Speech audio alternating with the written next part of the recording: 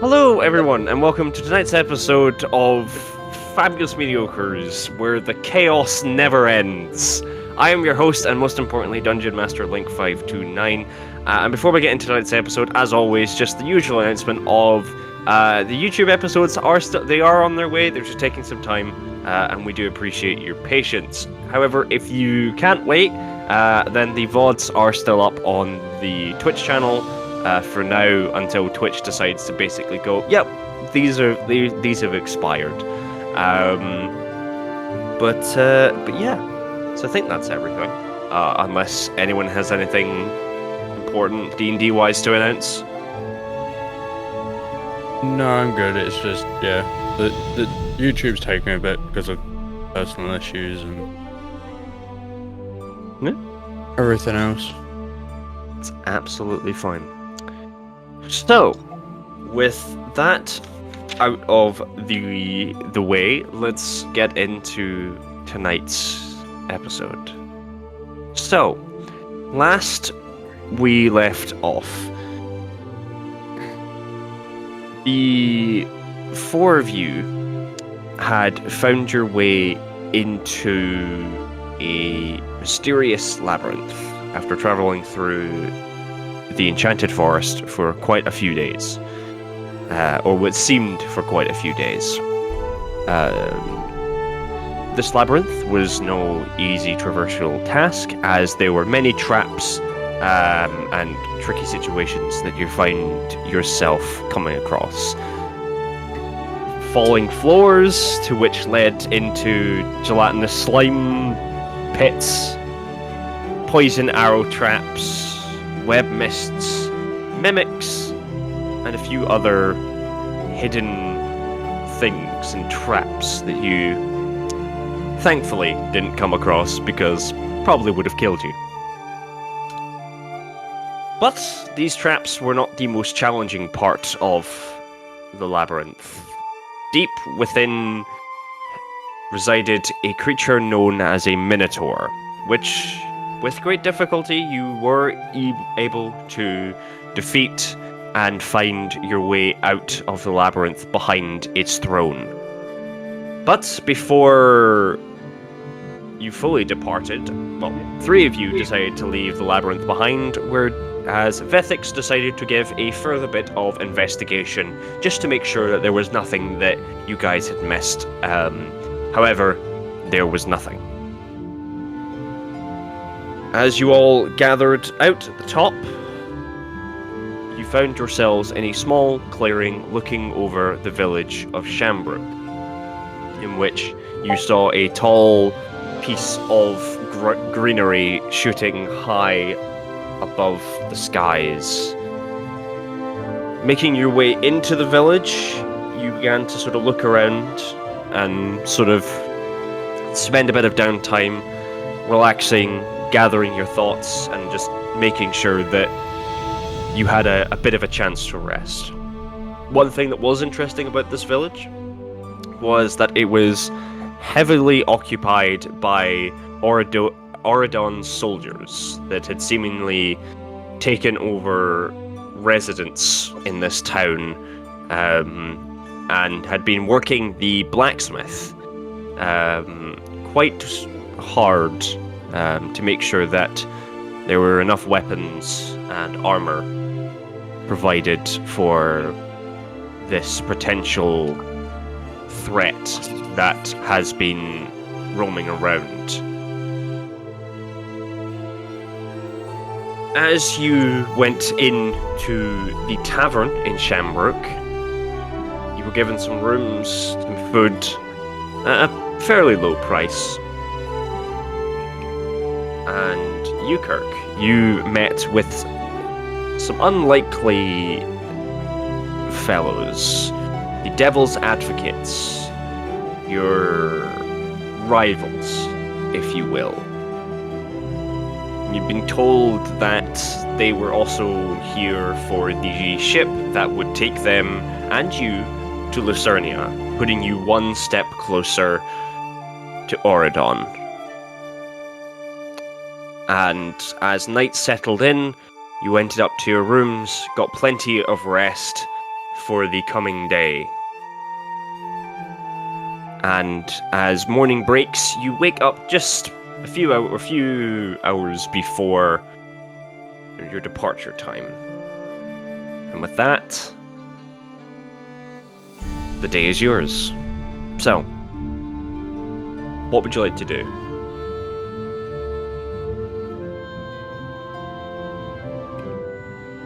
Like meet up with everyone, get ready to go. I was gonna say, what time is the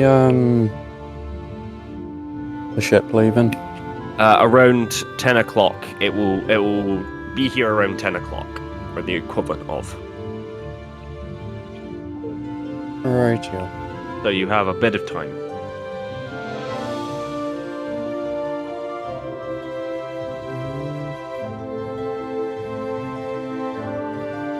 So yeah, there's nothing that I want to do. I mean, the guards ain't gonna talk to me because I'm, not a high enough rank. So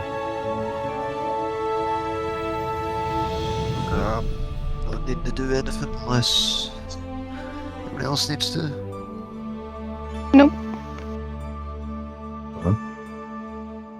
I guess it's just kind of chill out. Not unless there's like a general store in Shambrook. You didn't notice one as you first came in, but you're still more than welcome to go and have a look.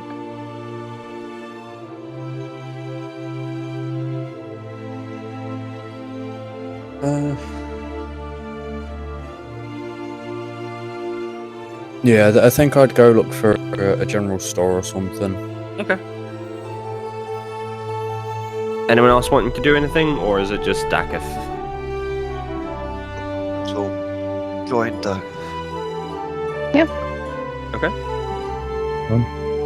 So, with the day ahead of you, you sort of go around town and try and look for some form of general store.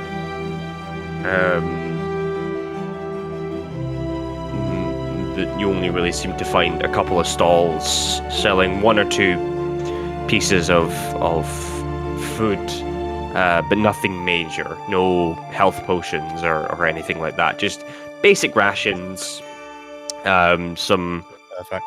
water skins and whatnot.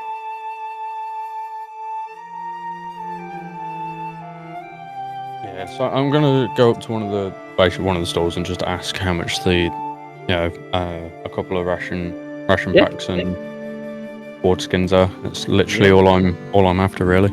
That's absolutely fine. Just gonna grab so I don't overcharge.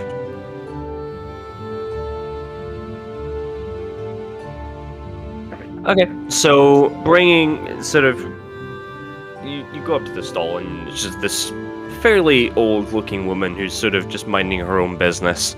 As you ask her the price, she sort of for the rations, it's about 5 gold, which will last you which will give you about 10 days of rations. The water skins, about 5 silver. Okay. Yeah, I'm gonna take one ration pack and 2 salt. Yeah, and 2 water skins. Okay, mark off the allotted monies. Yeah. She hands you them over and sort of smiles and thanks you.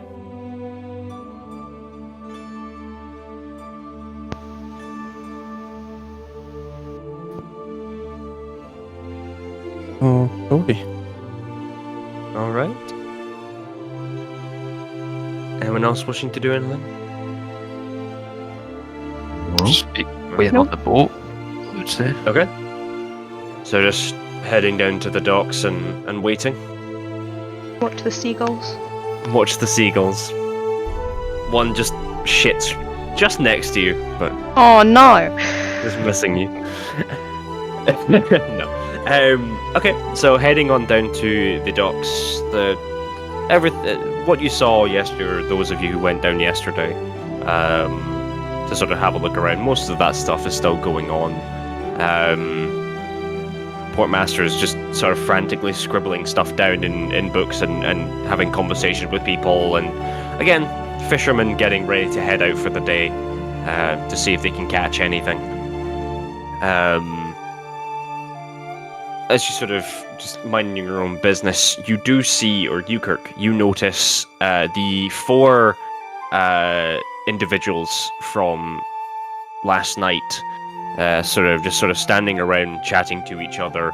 The 2 tieflings, the sort of tall, sort of half-elf looking gentleman, and a shorter fellow, which you assume to be the goblin, but he does have his hood up, sort of minding his own business and just sort of fiddling with his hands a little bit.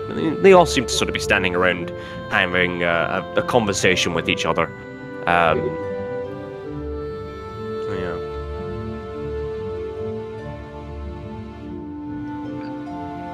I'm not going to interact with them. I'm just going to keep an eye on their possessions and I'll make sure they're not running off to someplace in a way that could look suspicious or anything. No, that's absolutely fine. Yeah, no. As the day goes on, they just sort of stay exactly where they were, minding their own business. As time passes, you see as this large, almost galleon-like vessel begins to slowly approach the dock. As you see a couple of men sort of just run down and sort of prepare to help with its docking. As it gets closer, a couple of guys jump off the side to sort of help tie the ship off and basically just hold it in place and so that it doesn't float away.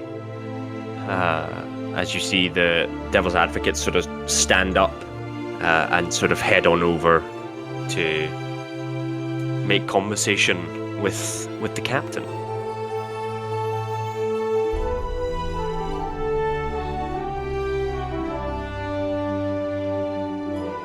Yes, go and speak to the captain after they're done. Yeah. Absolutely fine. So, heading on over, you sort of see this sort of fairly tall standing gentleman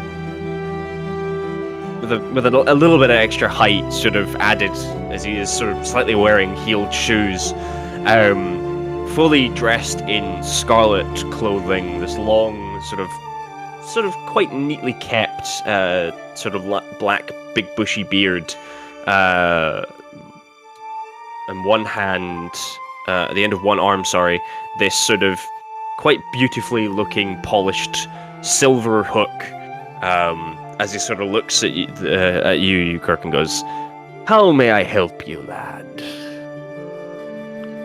Oh, we're looking for a voyage. What are you for? A voyage for 4, you say? And, if I might be so bold, what be your destination? Just give me a second, I'm finding Ocernia. Ah. Then ye be the same as the 4 that just boarded, then? Yeah, you could say that. Well, I'll give you the same price it was for them. 10 gold for each person. 10 gold each. Aye. Be dangerous waters we be sailing. Need to make sure that me and me crew are properly brain's just gone blank. Compensated? That's it, thank you. Properly compensated. Thank you. Sorry, my brain just went completely blank on the word there. I nearly said something else. And I'm gonna hold on to the rest of everyone else to see what their thoughts are after hearing the price. How much has I'm everybody scared. got? Not 10 gold. How much do you have? You go. I mean, I've got enough for myself then. Okay. Using it, Oh. this will clear out the group fund. Not unless Vethxis, you've heard anything from your couriers. I don't know, Link, would I have heard anything from the couriers? About what specifically again? Just remind me. The reward, the 50 gold reward from 50 Yeah. gold. Because Yes. of course we would have been in town. Yeah, you would have been in town a fair bit. So yeah, I would say that during the night, some would have came and left I it would by. have collected. Yeah, you would have Yeah. collected. So yeah, you would. I would say that would. Alright. That'd be Yeah, fair. and then I would have immediately put it into the group one without anybody knowing, because of course, you know, rogue, stealth, Yeah, yeah. sneaky. So yeah, Yeah, so with the group fund, we have enough. well, I'm down. Yeah, we have enough. So what we'll do, Yuko, because we'll just pay. We'll just take it out of the group fund, pay for everyone. All good. I'm gonna take out. The coin bag that we're using for the. Okay. For I was gonna dig out 40 gold pieces. He sort of gestures to one of his crewmates who sort of scampers down and sort of lands behind you and sort of takes out this sort of almost collection hat, if you will, and sort of gestures it in front of you, sort of gleaming. You see sort of his teeth are slightly crooked and a bit rotten, but there's one or two like silver fillings that he has that sort of glisten in the sunlight. And he sort of holds it out as you place the 40 coins in, and he sort of hides it away and jumps back on the ship. As the captain sort of looks and goes, "Pleasure doing business with you. Now step aboard. We'll be leaving shortly." Walk aboard. No point waiting. Welcome aboard the Jolly Roger, lad. It'll be a fine ship with a fine crew.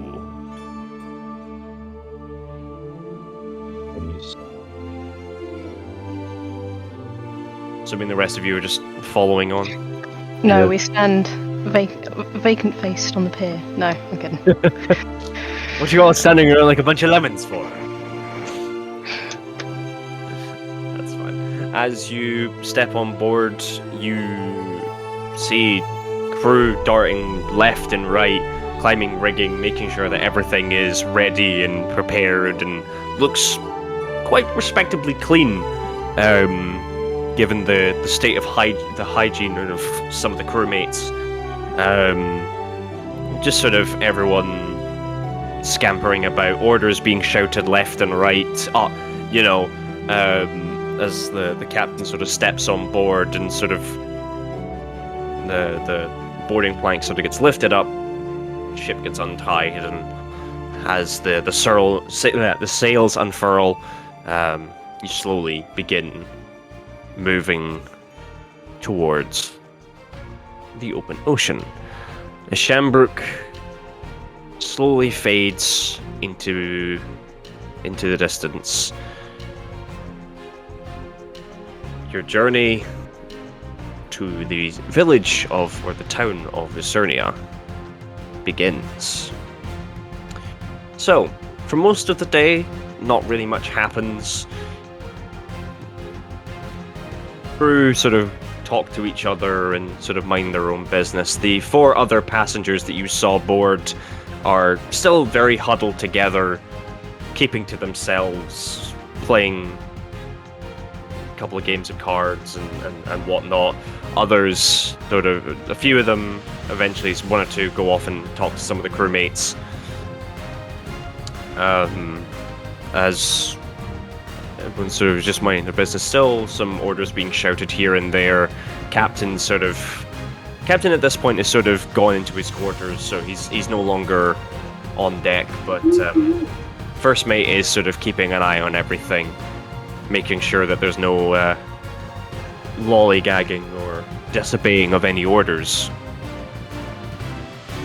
So, as you are gently sailing along, is there anything anyone wishes to do? Any questions anyone wishes to ask? Is it just the Devil's Advocate that came onto the ship? Was there any other passengers? As far as you can tell, it just seemingly is the Devil's Advocates. Quite right.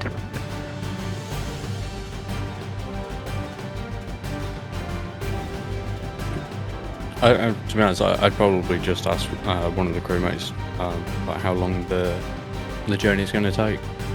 He sort of look up at you and goes, well, normally it should, well, all going well, it should be a 2-day journey, but these waters can be quite perilous if you catch my drift. He just sort of waddles off, getting back to his duties. I'm just gonna go next to the mast and I'm just gonna take a short rest. Okay. I would say, and sorry, but where's the town that we're going to? The village of Lucernia. Go into lore and shit on the Ignis province map. You can find it. I Is mean, there any chatter on the ship? That's all like proper. Nice The and only there's a few bits of chatter of some of the crew that are sort of taking a break. They sort of just seem to be rolling some dice, sort of picking dice in cups and sort of rolling them, and sort of various expressions of joy or frustration. The sort of the main parts of chatter seem to, or sort of hushed chatter, seems to be coming from Devil's Advocates, who at this point have sort of split up and sort of are, I guess, mingling, if you will. But other than that, most of the crew are certainly definitely hard at work, making sure that should the captain come out of his quarters at any point, that they're not going to get a whipping.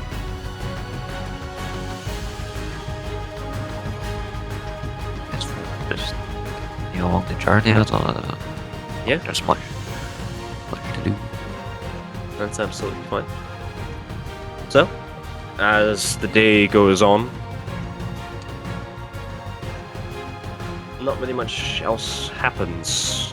A few of again, sort of, you do notice that those of the crew that were on deck have sort of shuffled around, and you do see a few new people that have sort of come up as shifts get changed, and whatnot. Helmsman sort of swaps over to someone else, and just the rest of it just sort of head under to the lower decks. You see a few members. You actually catch the goblin of Devil's Advocates sort of going below deck as well, sort of following a few members of the crew. He sort of seems to be sort of rubbing his hands and sort of grinning slightly.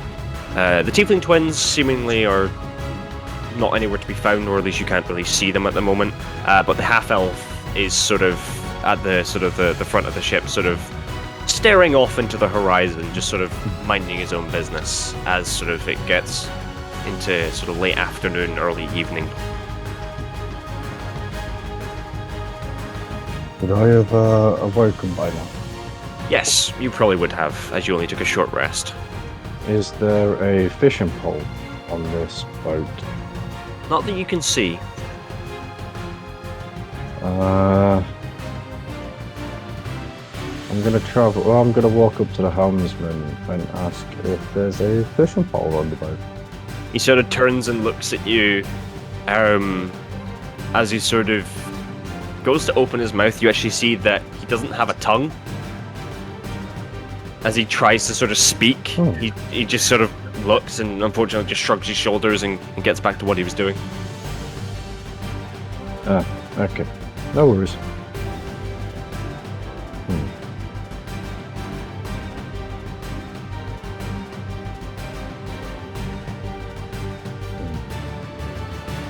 What are the rest of you want? What are the rest of you doing?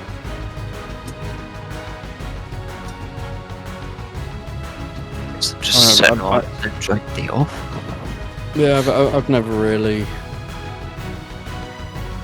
I suppose, like, you know, being in the military, like, Dogath's he's never really known what to do on days off, so he's probably just, I don't know, twiddling his thumbs, playing bored and trying to kill time.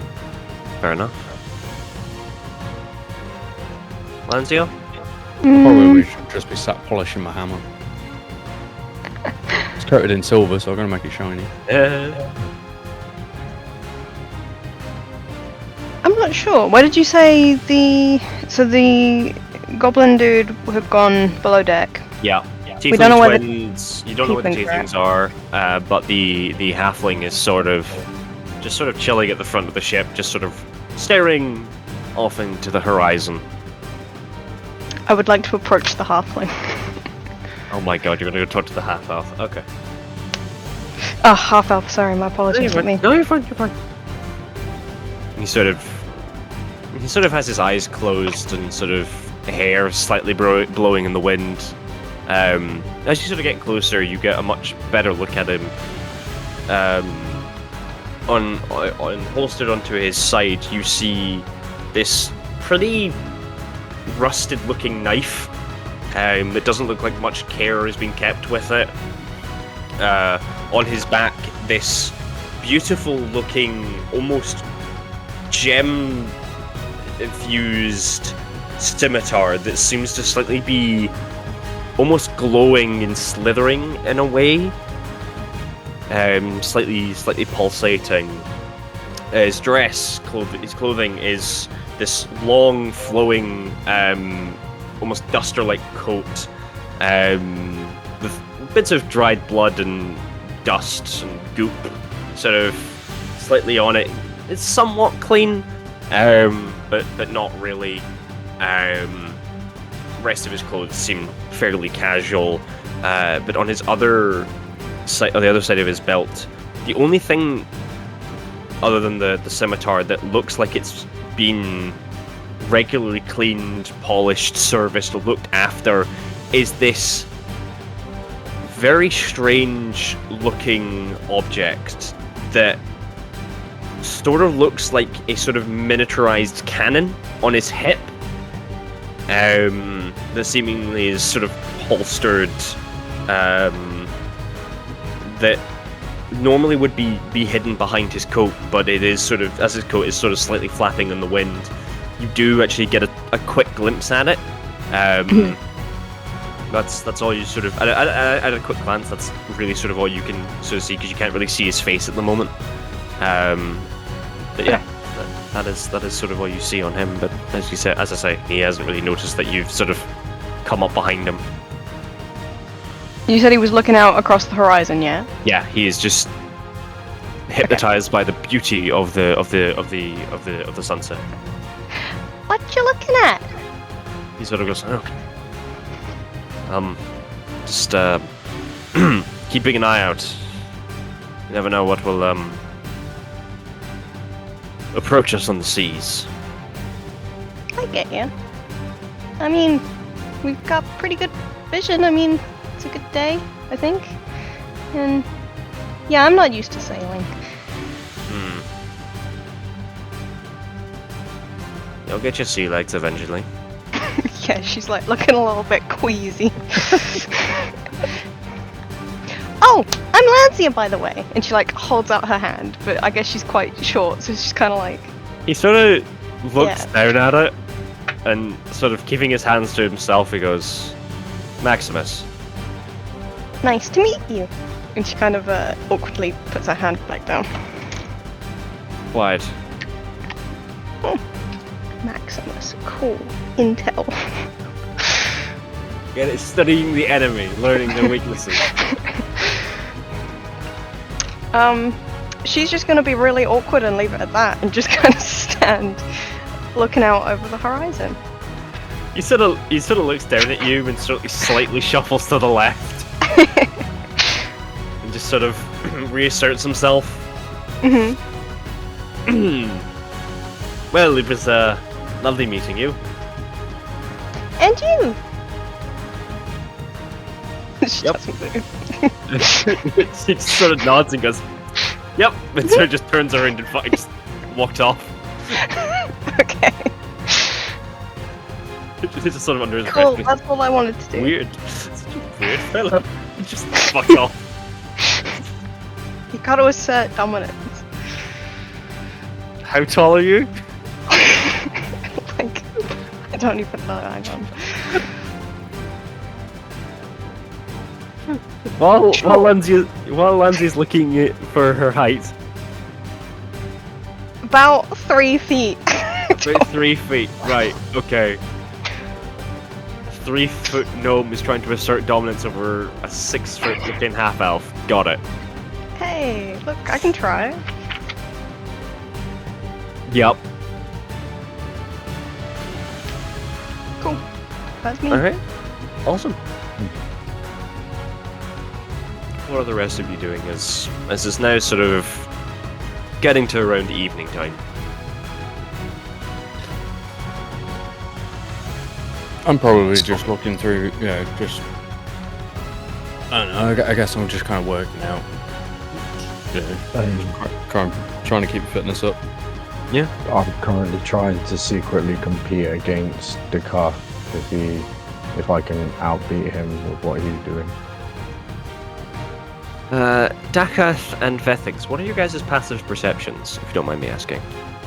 Passive perception 13. 13? 14. 14. Okie dokie.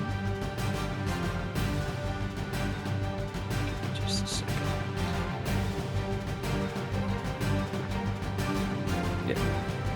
As you're both sort of working out, you, in amongst your routines, you sort of notice this sort of fairly beautiful looking, sort of tall, it's fairly tall standing, though you're not sure, it might just be the heels that she's wearing.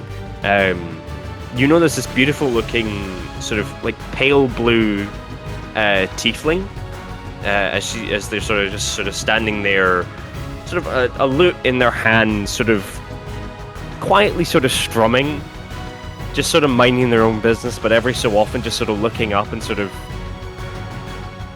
taking note of you guys as she sort of every so often sort of moves her head out and looks around, and almost as if she's sort of keeping watch and trying to figure out who the fuck are these people that are also here, or what the fuck's going on. She sort of every so often she sort of looks over to where the half elf was standing, and he's sort of, as he sort of walks past and heads underneath the deck to the lower decks. She doesn't sort of say or smile or say anything to you guys. She just sort of is minding her own business.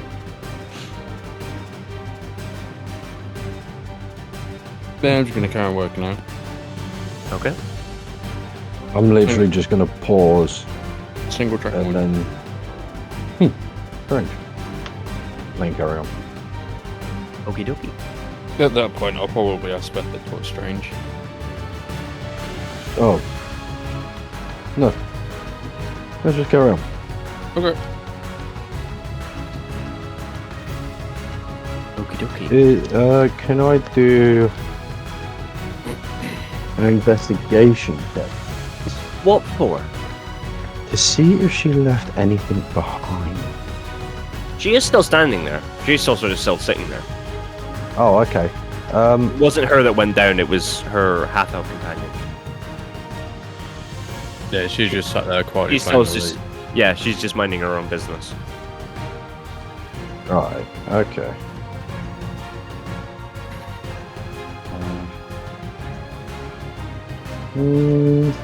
Yeah, no. I'm just...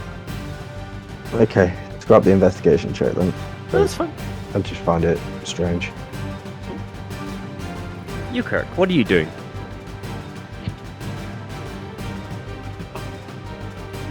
I would just be kind of taking time to relax. The past couple of days have been stressful, to say the least. Even back in Aurradon, I wouldn't have had many days of rest, so days like these are few and far between, so I'll be kind of lying on the deck, taking a breather, then every so often I'll be like flying out, kind of flying alongside the ship and admiring the view and the waters. So when we get to see the oceans, like one of the first times, if not the first time Euchre would have saw it. So then a bit of feeling like a holiday where you're out in another country for the first time. It's a bit in awe of the situation. Well, trying to make it not seem like it to everyone else, trying to keep it cool, if you would. Okay. Fair enough.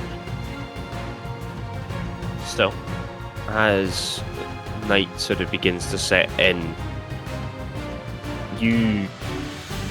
there are probably the odd crew member sort of on deck now, not really doing any of their duties, but just watching both sides of the ship, or seemingly all keeping an eye on what seems to be just keeping an eye out around them, watching the oceans, the skies, any small pieces of land that they watch.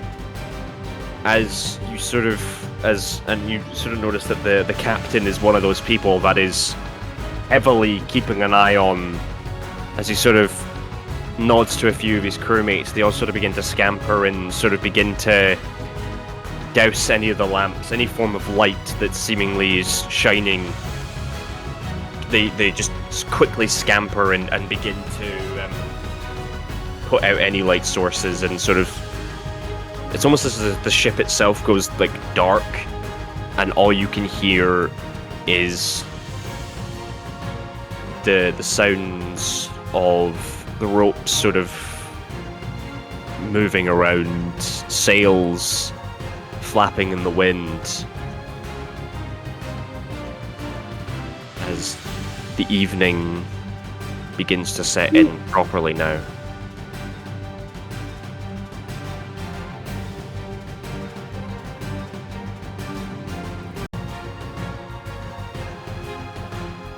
Two members of Devil's Advocates have also, a couple of the Devil's Advocates have sort of come up from above to sort of see what's sort of going on and sort of taking an interest.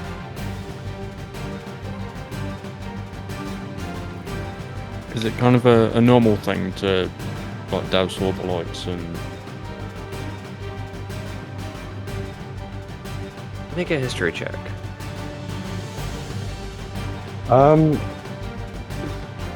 So, if Captain and 13. crewmate are dousing the lights because they've seen something, making It's not necessarily that they've seen something, it's that they're just keeping an eye out. Yeah, it's seemingly as if a lot of them are quite tense. As for your 13 on the history check, Dakith, it's not fairly. It's more so not commonplace type thing. It's not, yeah. Considering the fact that throughout the day you've not really seen many other ships out on the horizon or sort of on the waters, this ship has sort of been the only one that sort of has been out and about all day. Certainly this far out. But could I do a perception check? Go for it. But yeah, it's sort of as one of those things. It's not. It's something that a lot of ships would do, but to do it this quickly and this hastily, as if there's sort of nothing out there, it's a little bit. You're a little bit unsure as to why they're doing it. But there is something that's causing them to do this quite quickly. It was a 7. On your perception? Mm-hmm. You stare out into the general direction of where they're looking. Pitch black. Nothing moves in the night. Nothing sort of seems obvious.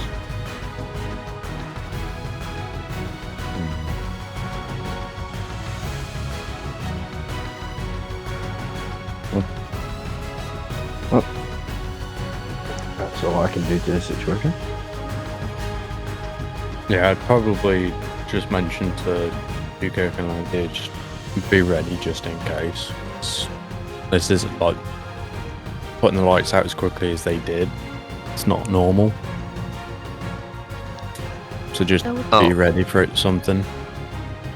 Can I see while that can see what the devil's advocate is kind of doing in response? They are also sort of watching, keeping eyes out, sort of muttering to each other, to which the captain sort of quickly sort of goes, "Oi, quiet. Nobody make a sound." Almost sort of says that fairly hushed. But with that, they do sort of quite quickly sort of shut up. I was gonna cast mage armor, but if I cast mage armor and I roll a 1, then Oh dear. You know what? Screw it. I'm gonna do it. Nope, anyway. don't even think about it. I'm gonna put Shield of Faith on you. Okay. Thank you.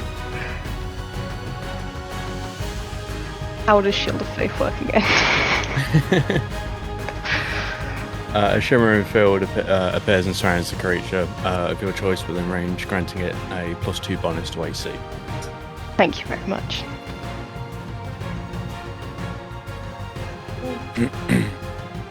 I'm just going to slowly draw both of my swords. Okay.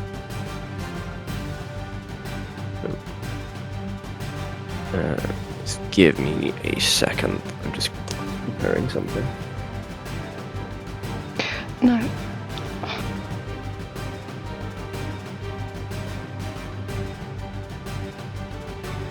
I accidentally set my armor class to 2. That's not helpful. There No, we go. that is no. You do that. You keep going with that, buddies. Don't let anyone stop you.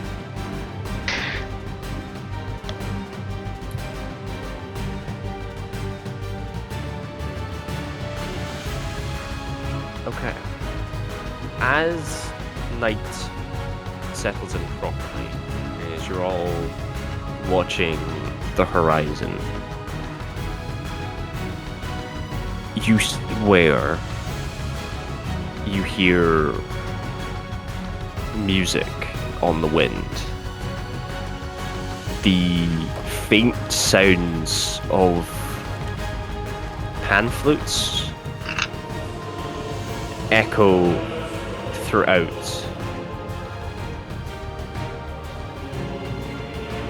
as you swear you see something in the darkness sort of move from rock to rock, almost watching in the distance these sort of quite bright, almost yellowy amber eyes sort of staring, and every so often moving from rock to rock, getting closer and closer, and as it does, the music sort of begins to sort of wash over you, quite calming.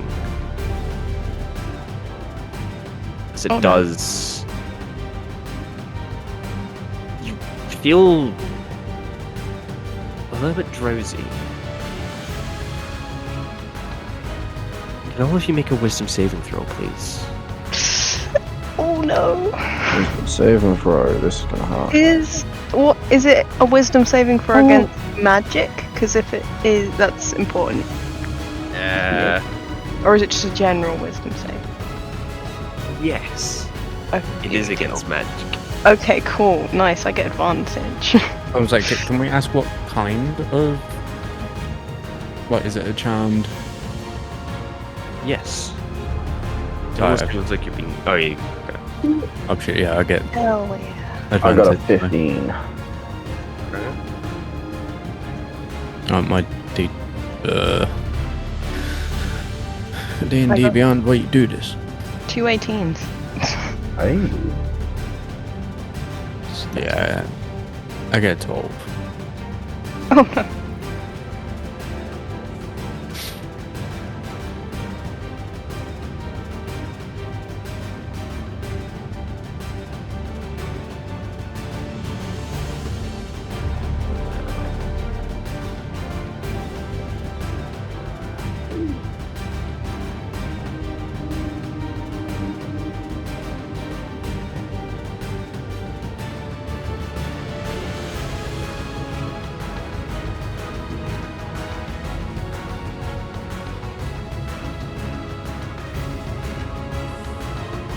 writing down what everybody got.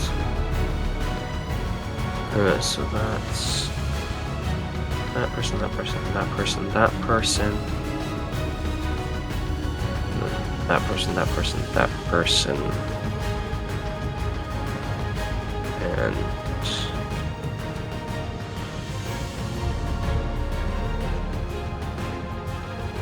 okay. So Vethxis, Lanzia, Yes. you,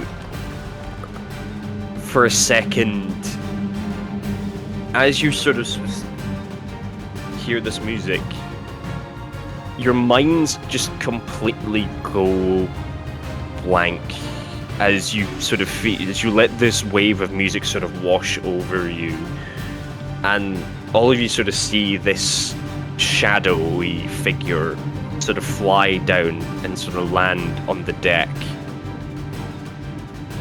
as the music itself gets louder and louder, as you feel compelled to walk towards it. You also see, for the rest of you, you see your two companions, the goblin fellow of Devil's Advocates and the half-elf Maximus, also walk towards this shadowy figure. As they are getting ever closer and closer, slowly one by one, they are engulfed in shadow and seemingly walk through this being and sort of almost vanish into thin air.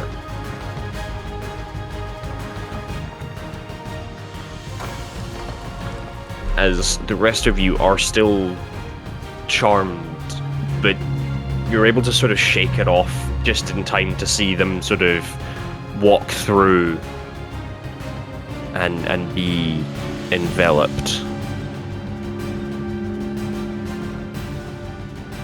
Is there anything you would like to try and do?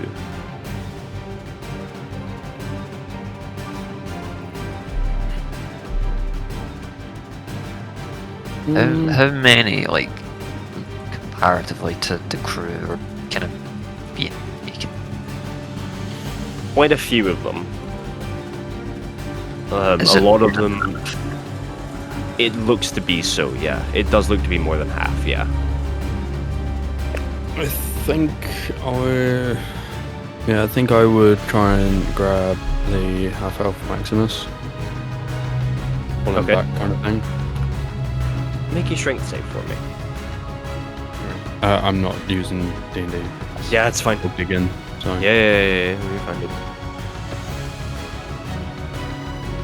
13. 13. Right, is that saving throw or just strength check? Sorry, check. Yeah, 13. 13. Okay. Yeah. Try and grab, but he sort of manages to free his arm and just keep walking. Am I able to grab Vethxis or Lanzia? Make a strength check. One thing I'm garbage at. It's a 9. It's a 9.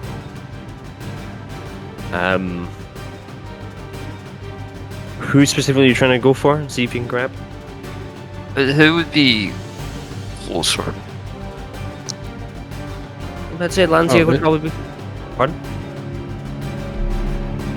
What did you say, Dakith? Sorry, it's just out of character. Okay. Because they only feel compelled to walk towards, they're not actually walking Yeah. towards, don't they? Yeah. Yeah, well, they're beginning to sort of walk towards you. Oh, so we've all been jammed then. You guys are fine. You manage to sort of break free from it as you do notice your companions go towards. You are unfortunately unable to save Maximus. As a matter of fact, actually, if you would like to have a look at Roll20, and if you'd like to put yourselves somewhere on the map.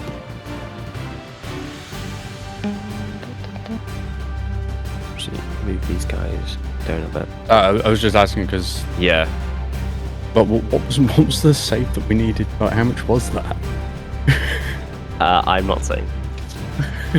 Lanzia got an 80. Yeah. God damn. It's fine. So- I'll get Pied Pipered. So Wait, I'm getting closer, yeah. yeah, so you see, so here is where Maximus is. So you see him sort of walk through and essentially be gulped up. As Raylan is the goblin, is now sort of. Actually, no, Raylan, you did. Well, you Kirk did sort of. That's fine. You do see him sort of slowly walk towards Lanzia. You will also be getting slightly closer. Vethxis, if you could just put yourself on somewhere around here, please. So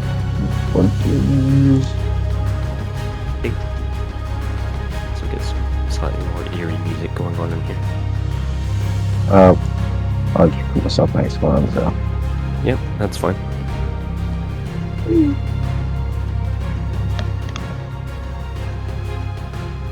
Could I get you two to make another wisdom saving throw for me to see if you try and break free from this? Dang. You two? Vethxis and Lanzia, please.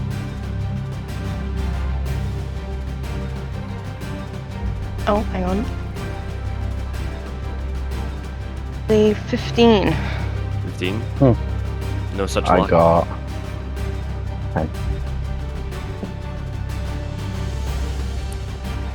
What'd you get? 10. Again, no such luck. You begin to move ever so slightly closer. As for your strength check, you Kirk, you try and go to grab one of them, and so their hand just easily just slips through your grip.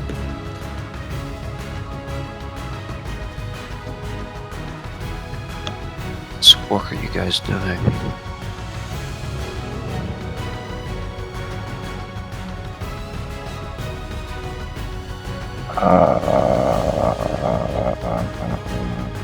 The goblin moves closer and is also engulfed.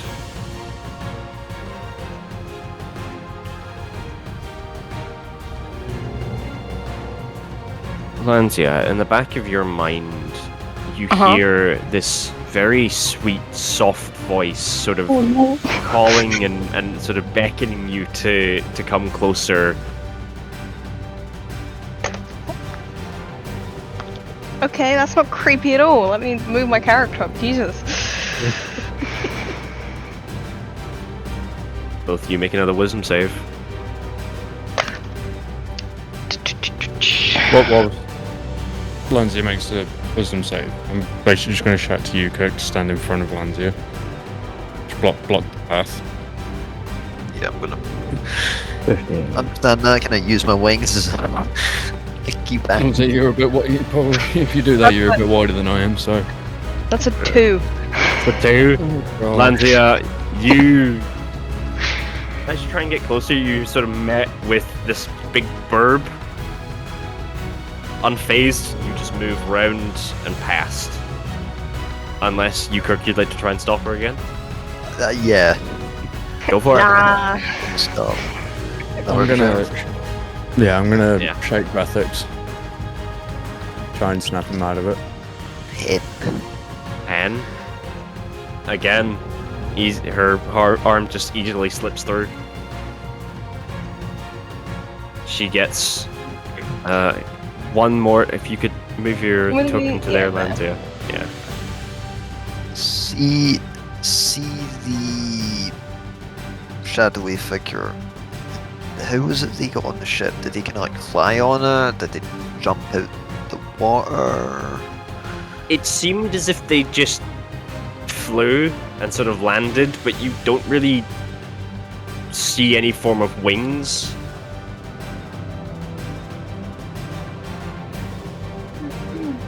Yeah, so I'm gonna.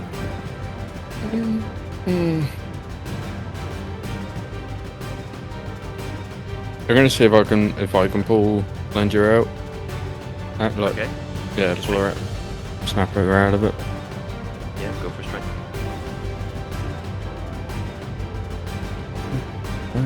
Yeah, that's a 6. That's a nuke. Try and Sorry, grab her. bro. You try and grab her, but again, her arm easily slips through. It's the most dexterous she's ever been in her life. Although she doesn't know you, the female tiefling's gonna try and grab you, Vethxis. Nice to get her character sheet up. It's not looking good though. Yeah, no, that's a 10. Yeah, she tries to grab you, but it doesn't. Again, she's. Well, not strong she's enough. kind of trying to grab. Yeah, well, she's trying to grab Yukok. I'm basically just going to say to Yukok, shall I try to smack it? Just, break its concentration. Try and get it off the ship if you can. Yeah, fuck it, I'm just going to smack it. Okay, roll to see if you hit. I am going to rage. Okay, I'm just, going all in. I like it.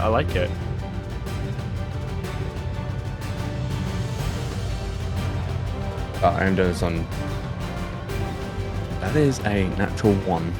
Oh for, no. like, Wing and a miss. 6 to. Yeah, that's to hit. Even still with that, bring your weapon round. It just goes straight through. Yeah. So I get another try. Yes, you do. Where is that? In the meantime, Vethxis Lanzia, another wisdom save, please. Yippee. You did this. That's an 8. Oh no, I was about to roll a charisma save. No. An 8 on that. See if you hit that, Dakis. Yeah. No. Misses, I'm afraid. That's a 12. The 12. You see as your companion Lanzia is also engulfed by this creature as she walks through it, disappearing. Could you please remove your character token from the map? Oh no. Hang on, let me see if I can remember how to do that. Just click on it and press There delete. we go. Vethxis, what did you get? 12. 12. Oh. Could you move one space? Could you move? Yeah, there you go. Yukok, I don't know Tiefling's name. The other tiefling's gonna move up here, not possessed, I will say, and he's gonna go for you, Vethxis, to see if he can help in any way he can. That's a 4, so that's a no. I am just gonna shout so like the entire boat can hear me. We just lost our friend. I'm kind of like, should we just voluntarily go in? You see, as the I'm not captain, expecting the other two to come with. yeah, the captain sort of runs up and goes, "No, whatever you do not touch them. Could harm them more. Just let them go." But where are they? We're gone.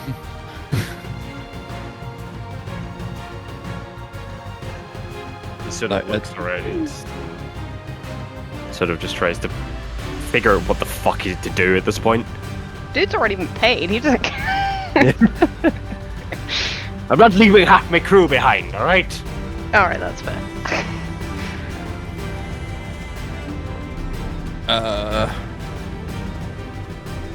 Hugo, have you got any reason why I should not just touch it?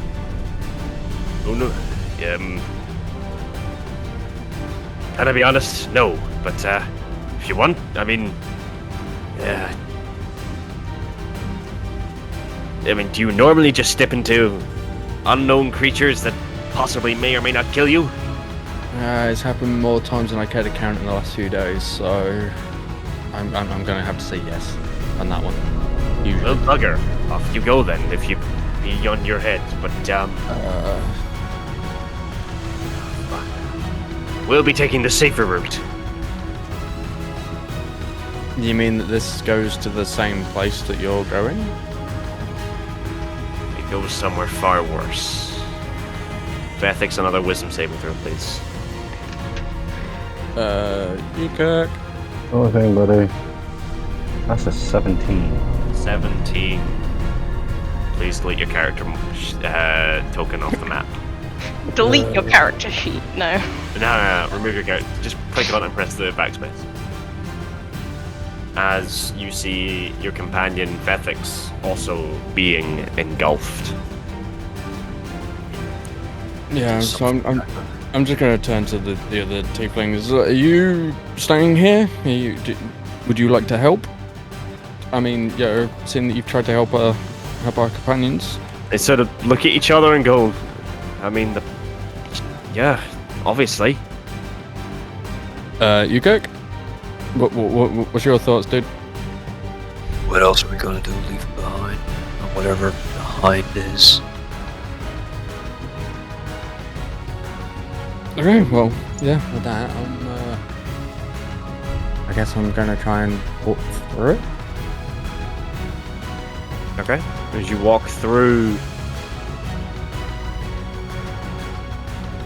pass through the other side unharmed. You're still on the ship.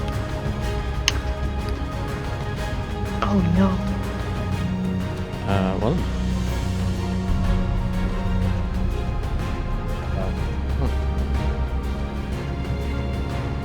It is at this point that the shadow sort of turns and sort of holds up his hand and sort of almost like tuts his finger. What are you? Turns to look at you, Kirk. His mouth sort of moves, but no sound comes out. Sort of the same sort of shaping of his mouth, sort of over and over and over again. Still no sound. What's the sort of expression? Does he have any expression to it? No whatsoever. Completely dead. The only thing you can sort of see is like sort of this, almost like the shaping of a mouth, and the two sort of glowing yellow eyes that they have.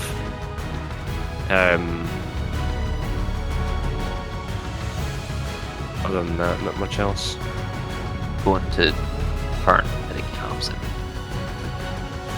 Explain yourself. What's going on here? You seem to know more than we do here. Aye. That be a shadow. This specific one belongs to someone a lot more dangerous than people would give credit for.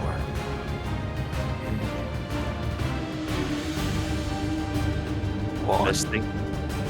Best thing to do for now is let it go back to where it belongs. We follow it. That's where we find your friends. What do you mean follow? He sort of turns and looks at the helmsman, sort of nods. Few of the crew that sort of remain sort of stand up and sort of look as he sort of looks around and goes, "Lads, set course for Neverland." As the shadow sort of still on the sort of the deck sort of looks up at the captain, smiles, and fades into the night.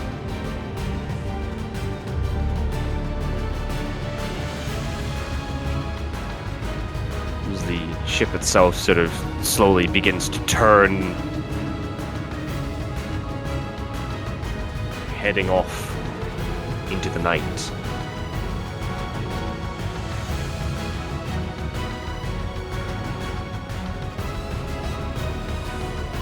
And with that, could I please ask both you, Kirk, and Dakith, either deafen up or leave the table, please.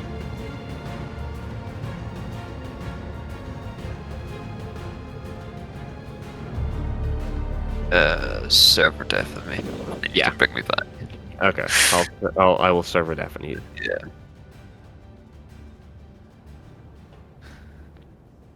Oh, and server mute.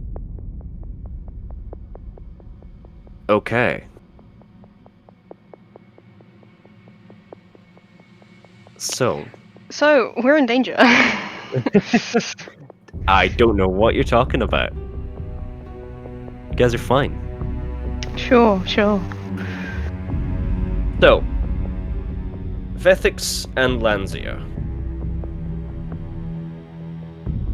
You seemingly what feels like an eternity. When consciousness returns to you, you hear the sounds of iron being hit off stone. The sounds of orders being shouted left and right. This time not in common, but in Elven. Oh, I have no idea what's going on. Would I understand what they say? You speak Elven, don't you? Uh-huh. The general gist is seemingly a lot of anger and hatred. As you sort of look around, you see quite a lot of kids, similar to yourselves, sort of their hands and legs slightly clamped and chained together. As a few of them are being told to put your back into it, mine faster or it's your head. Some being whipped, others being beaten and smacked. Sort of look around. Can I do a perception check to see if I've got my weapons on me? Yes, you can certainly try. That's a nat 1 with a +4 to make a 5. 5. Yeah, even with that, you sort of look to you, and your weapons are gone. All that you're sort of wearing is your armor as well, seemingly being taken off you, and you're just wearing like your generic clothing. Clothes. Yeah. Okay, has this guard noticed that we're conscious? He hasn't seemed to take notice of you. He doesn't really care. He's currently in the process of beating the shit out of a kid. Have I got disobeying handcuffs orders. on? Yes, your hands and legs are clamped in irons. You're almost like How in a far chain away gang. is this guard? He's probably about 10 or 20 so feet away from you.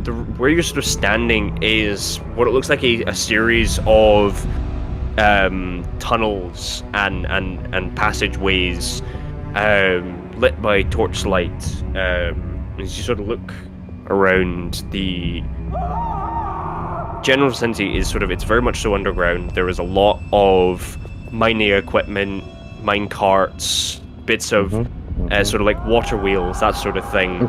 Okay. So basically, woke up, only clothes, no gear, no nothing, all been taken off us, hands and feet bound in chains, doesn't know that we're awake. Oh,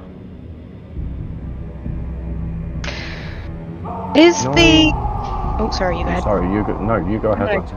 I was gonna say, is the guy, what was his name, Maximus, around? Or is he nowhere to be seen? He's in the same. He and the goblin are sort of in the same chain gang as you. They sort of look over and goes. Maximus sort of looks over and goes, "Welcome to the party." Beginning to wonder if you'd actually begin to wake up. Right. On that note, I'm just gonna turn around, put my finger to my lips, and just go. as I'm going to attempt to do a stealth roll.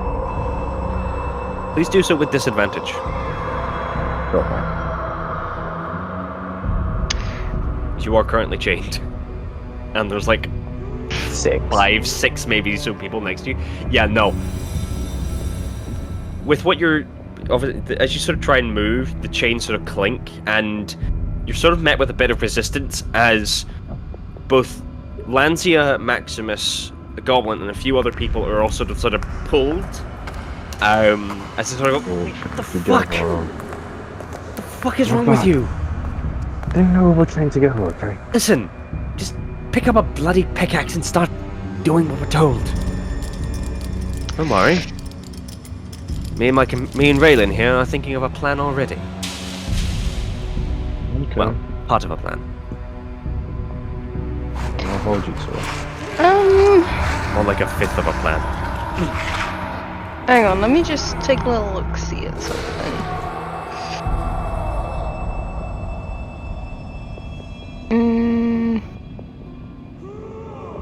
I'm trying to see if I can do spells anymore or not. But I need to do it in a really subtle way, which is not helpful. Shame you don't have subtle spell. Yeah, it's a shame because I can get that as well.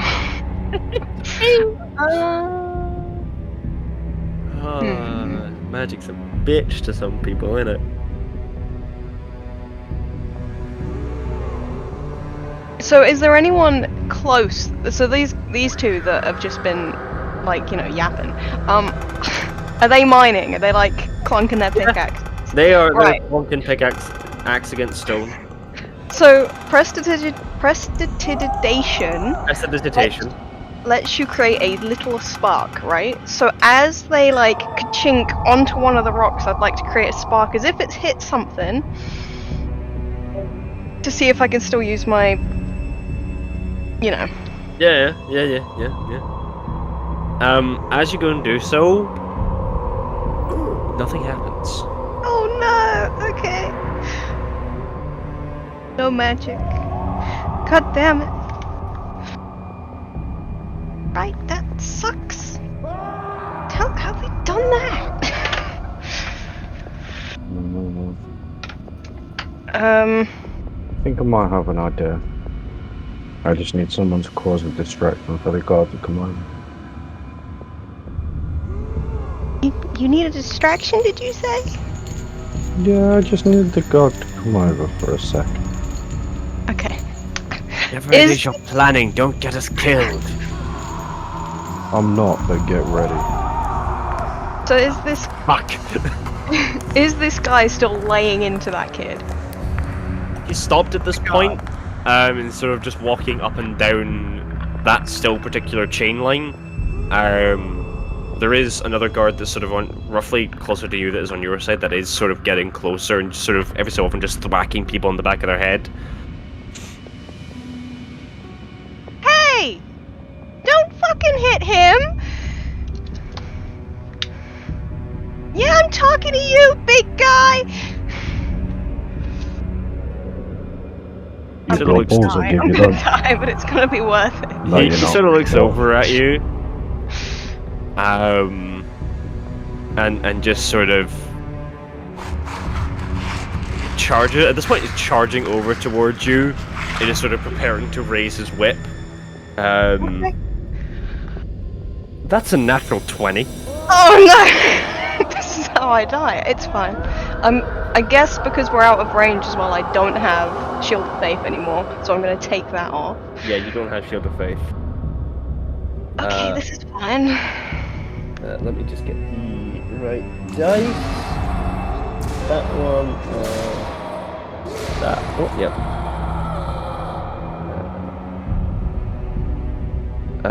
That is essentially 8 8 damage as the whip sort of it brings it up and sort of cracks it as it sort of thwacks against your cheek, slightly cutting you. Ow! And he sort of leans down to you and goes, "Shut up," and sort of spits As he's at you. leant down, can I do a sneak attack with the Oh my god! pickaxe, please? This is not what I thought you were gonna do. You can certainly try. Okay. Well, it does 2 damage. There is no range. There is no save. You do 2 damage, or he takes 2 damage? He takes 2 damage. Okay. What did you? Wait, how? What did you roll? It sneak attack. It just says. You still Oh do it? yes! Oh no, you Oh, that's damage. I don't Was- need advantage. You don't need Because advantage. Was there there's nothing to another- do? Was there nothing to roll to see if you hit that? No, it was No? just literally damage. Okay. Are you sure? Hold on. I'll read it out if I need to. Could you beginner send me first level, You just send me a no. picture of it. You Just know of your what, I'll character just, sheet. I'll just copy and paste it to you on the physical. Yeah, that's great. I'm not doubting you, dude. I just want to double check. It's mainly because you've said that there's 2 guards. There's only one guard that's sort of over by you. The other one's still minding his own chain gang. But would you say he's within 5 feet of it? Of the The other one that's guard? next to you, the one that's next to the other guard is nowhere near you at the moment. But there's only one next to you at the moment. The other guard's on another chain, is paying attention to another chain gang.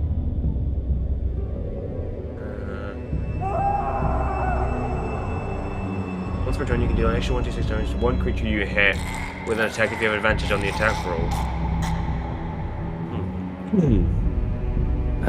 Hold on a second. Let me just go into your character sheet just to double check this. That would mean that you still have to do the attack roll. Yeah, though, you'd right? still have. I'm sure you'd still have to do. No, you don't. It actually says range nothing, hit DC nothing, damage 1d6. Mm-hmm. Right? Okay. Yeah. No. That's. Yeah. No. That's what it says. Yeah. So as you sort of go and do that, you sort of hit him as he sort of turns and looks at you, snarls, and is actually going to try and whip you as well. Okay. Can I catch it? It's 18. Does it hit first? Yes. 18. Okay. You would still take a little bit. You can certainly try. Okay.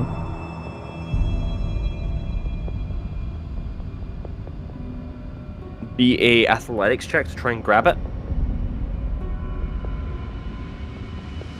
That is a dirty 20. Nice. Yeah. Okay. So as he goes to sort of crack the whip down, you sort of grab his arm, sort of mid-swing, as he sort of stares at you and sort of calls over to one of his And I companions. do an unarmed strike as he's trying to crawl over. And Yeah. headbutt him as hard Go. as possible. Go for it. That is an 11. I'm afraid he is wise to your shit at this point. At the corner of your eye, at the corner of his eye, he sort of sees you go for it, sort of steps to the side one bit, and is actually going to try and take a swing at you. This was not. We did not plan this very well. 19 to hit. Yep, hits. So, how much damage am I taking from the whip alone? So from the whip you caught, so you're fine on that. Okay, but from this, For unarmed strike, let me just check what the dice is properly so I can roll this right. it should be a standard, like, set amount. Yeah.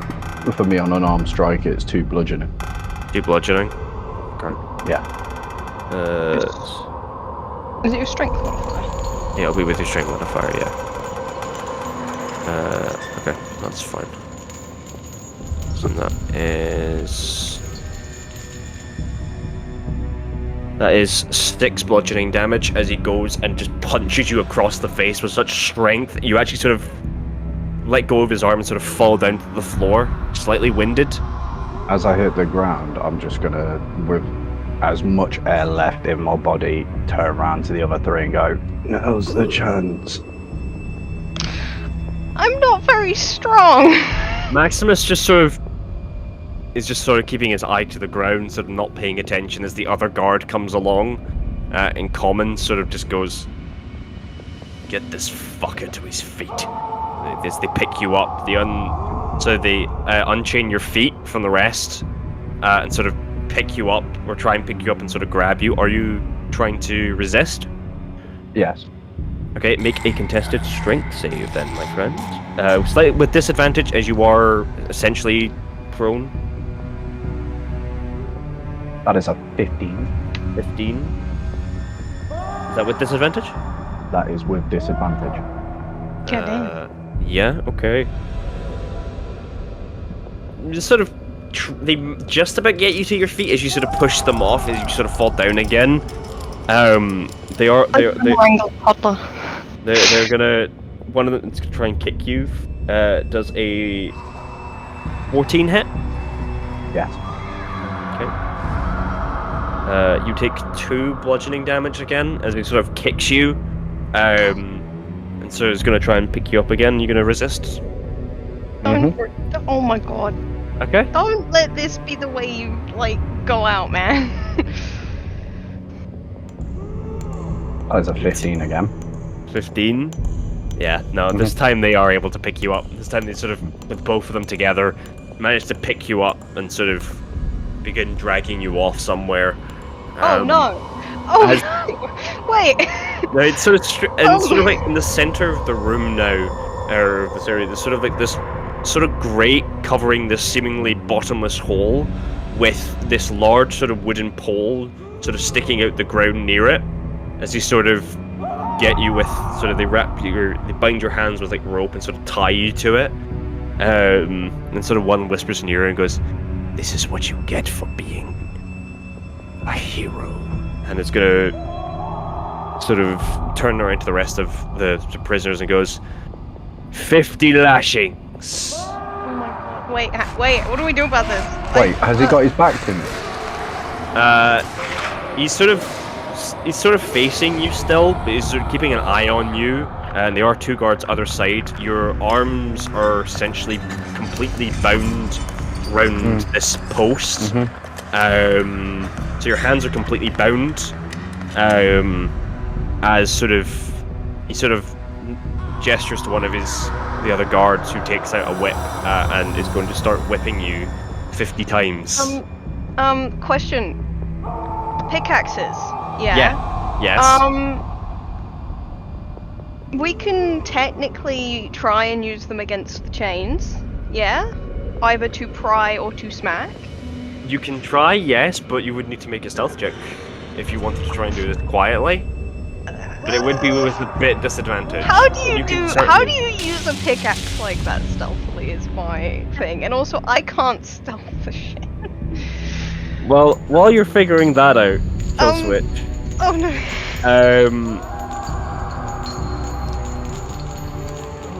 So, well, that first one is actually, thankfully enough, misses you. But it sort of just grazes you, but you don't feel it as much. What can That's a natural 1. Jesus Christ, this guy's shit.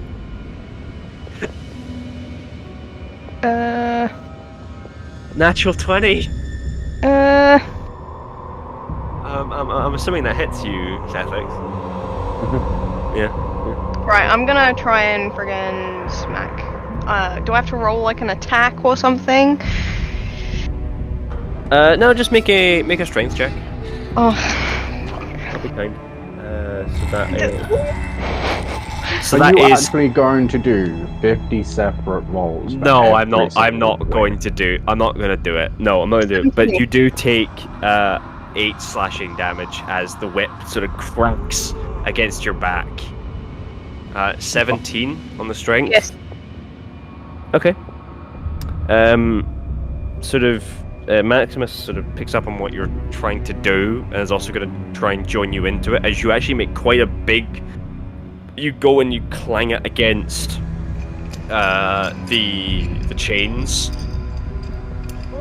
Seemingly makes a bit of a dent, but not much. What he's made of? Goddamn. So if Vethxis has been taken out of the chain, does that mean that we're separated from the rest of the chain, or is he on the end or in the middle, or what? He was sort of on the end, so everything going down forward is sort of linked. Okay. Just trying to think of how to help. You're the lashings are still going on. Yes, I'm aware. This is why I'm trying to. Out of curiosity, Vethxis, are you? Every time you're getting whipped, are you crying out in pain, or are you trying to sort of resist and sort of hold in the sort of cries of, "Oh my god, this fucking sucks"? Yeah, no, I am crying out in pain every single time that I'm being whipped. So there's two of them, yeah. As far as you can tell, yes. The two that were sort of the two that came over have sort of gone over to where Vethxis is now standing, or struggling to stand. There After is about the 40th whip, though, I kind of got used to it. okay. So how many are in the chain as well? Is it a really long chain? Who else is in it? So standing next to you is Maximus and his goblin companion. Going down, as far as you can see, as you sort of look back a little bit, there does seem to be about 20 or so, maybe more, kids.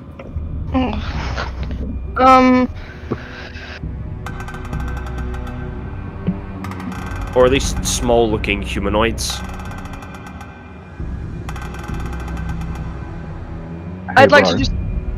Yeah, me? Question mark? Or the dude? I mean, DM. Yes. What are you asking? If I was to try and Misty Step out of these robes,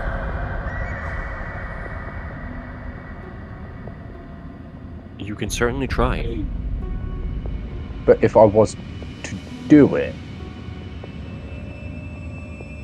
or Yeah. midway through the whippings, could I potentially do cunning action and try and dash round to the other side of the pole because I'm still attached to it, just to try and make my way out of the whippings? Misty Step works is if you can teleport up to a point where you can see, so you won't actually need to do a cunning action unless because you could teleport, say, from where you are to another part of the room, depending on or up to how much feet you can teleport up to when you use Misty Step. So if you wanted to teleport to the other side of the pole, you could. The pole is quite chunky. But I'd see the other side of the room from where I am currently, wouldn't I? Through the blood streaming down into your eyes, yeah. Yeah. And I'm guessing the guards have got the keys on them, right? Yes. A few of them do have keys, sort of. Would I be able to do no, I wouldn't be able to do a sleight of hand check because they're on the other side of me. There is a lot. Sort of, as you sort of look around through each whipping, you do see that there are quite a lot of guards that are just patrolling other chain lines every so often, sort of just watching and sort of kind of wincing. A few sort of like smiling and laughing, just sort of nudging their friends, just going like, "Hey, get a load of this idiot." Okay, is there one that's like wincing way too much, like does not stand the sound of someone getting whipped? Not really. It's sort of like the odd thing of just like, and sort of just turn away. But they've all seen this sort of thing, like someone trying to be the hero, someone trying to rebel and sort of free everyone. They've seen this before. They're used to it, and they have ways of dealing with it. Essentially, of like, you fuck around, you will find out. I have an idea, but it might be really, really dumb. There is no such thing as a dumb idea in D&D. Right. Okay, so... Well, I don't know, drop kicking a gingerbread house is pretty dumb. No, that was brilliant. I loved that. That was using your brain. That was good thinking. Okay, what is my... Hang on, let me just read... Okay. Reading in D&D. I don't know how to do this. Whilst you're reading, Lanzia, Yeah. is there a guard with their back to me whilst I'm being whipped? Like, on their patrol, do they have their back to me? They do, but they're probably about 20, 30 feet away from you, so definitely not Okay. within close range. But Okay. so there's essentially two standing either Would side of I you. be able and... to Misty Step over to the god with their back against me, do a sleight of hand check to be able to take their keys, and then do a strength check to launch them over towards Lanzia and the rest of them?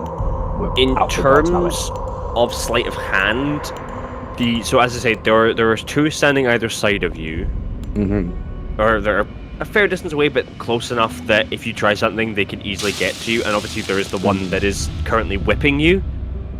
That's obviously within close enough range, but not so close that that he doesn't want to get hit.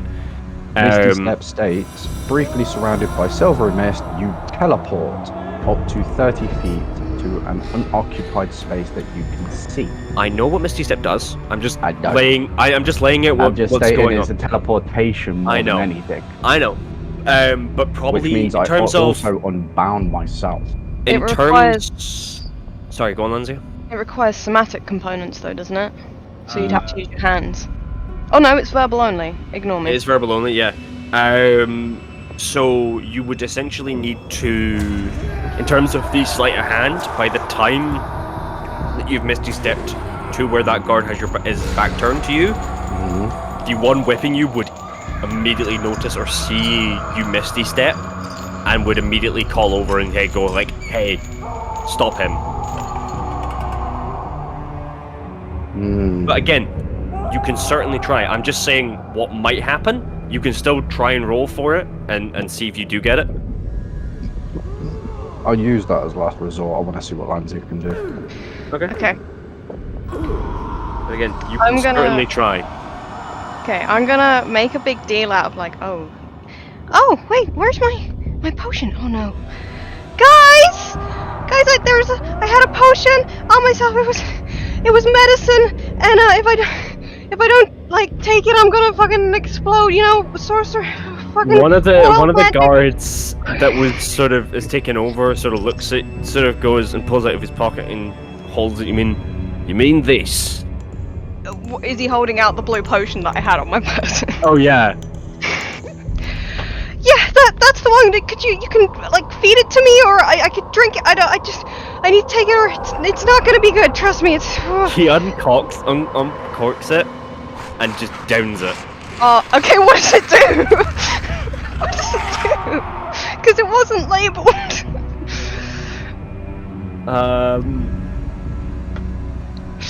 Could you roll a d20 for me, Oh, lad? no. Okay. This is where we need a natural one. 15. 15. Fuck.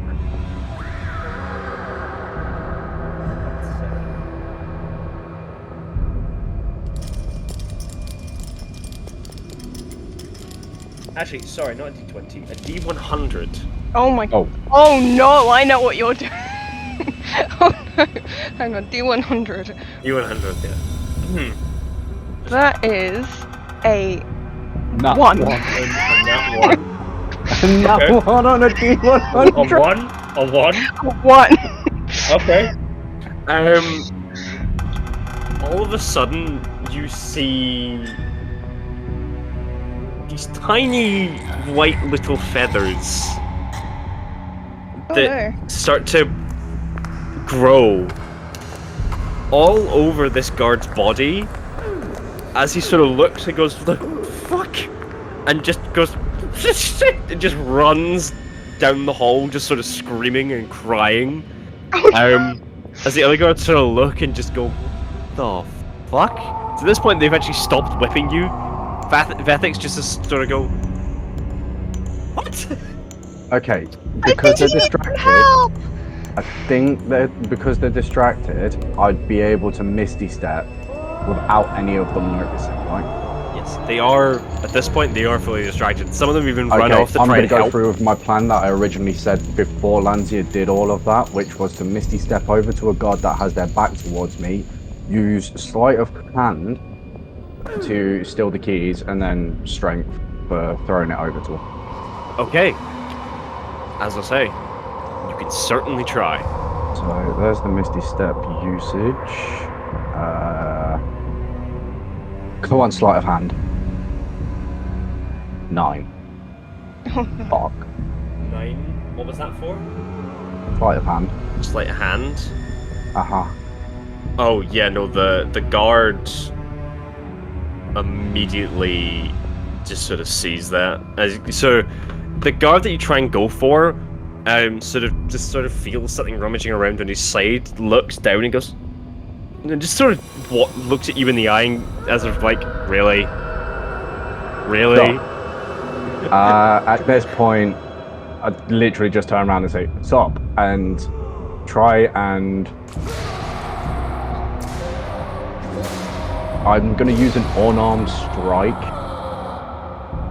to kind of knock him backwards whilst I'm still holding on to the keys. Okay. That is a 16. A 16? Yeah. Oh yeah, you easily just... Your fist makes contact against... Okay. He takes 2 damage from that. And then I'm going to do a strength check to throw them over to the rough area behind Lanzia and Maximus, as if it's going to land in between the rock. Okay. Make that strength Which check. is a natural 1. Oh yeah, no, that's Oh no. yeah, you sort of try and go and pick him up, but you sort of really struggle to sort of get him off the ground, as again, he just sort of looks at you and goes, really doing this? Oh, come on, it's a fucking good attempt, right? It's a great attempt! He's very unimpressed, and is sort of just gonna turn around and sort of go for an attack on you. That is a natural 20. No cunning action is gonna save me. While this is happening, can Lanzia start kind of trying pulling these, like, come on, Maximus, come on, like, come on, we can... Yeah, no, Maximus is trying there at this point to get the chains off as well, in the midst of the chaos. As in, try and, like, get them to go over towards the keys that are now on the floor. It's fine. You only take 1 damage as he goes to punch you in the face. You're just rolling. I'm still alive.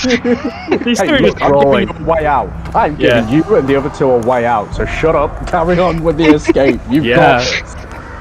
I will survive. Eventually. Oh my god. So yeah, as you go and sort of grab the keys, you sort of begin fiddling around and trying to unlock them. Mm-hmm. At this point, the kids also are sort of realizing what the fuck's going on, and are also just sort of gesturing over to you, just like, We're "Hey, gonna unionize. get us out of here! Get us out of here!" Yeah, like Lanzia will start after everyone like her, Maximus, and Raylan are unshackled. I guess she's gonna like just start getting all the kids. She's gotta rally people, yeah. Yeah, totally. Sick 'em on the guards. Stick him on the guards, yeah. Okay, so as you, easily managed to unlock everybody, a few of the guards sort of like, or very now, there's like quite a few of them. They're not vastly outnumbered, but they're sort of looking at each other and going like, "What the fuck do we do?" Shit, and let me just quickly bring up something.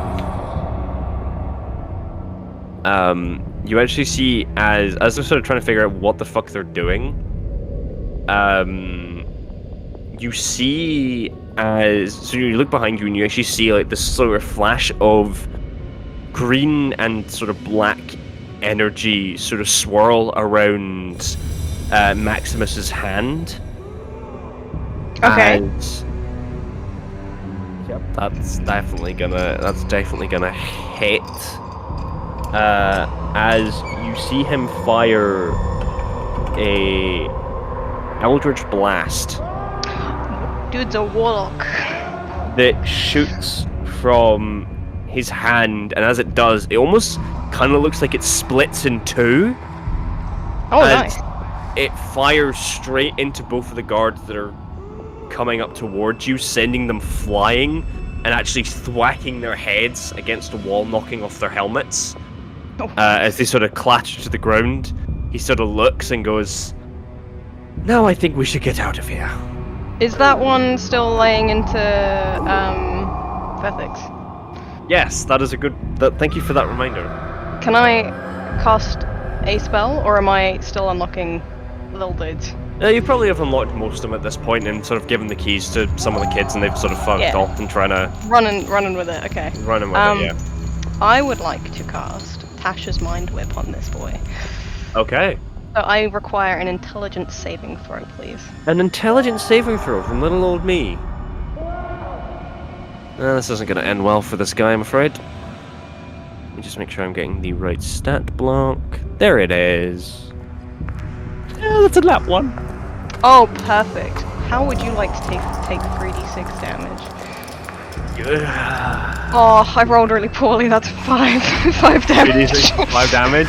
Oh, and I have to roll on a. Okay, Yeah. hang on. Let me see. Okay, we're good. It's an 11. Okay.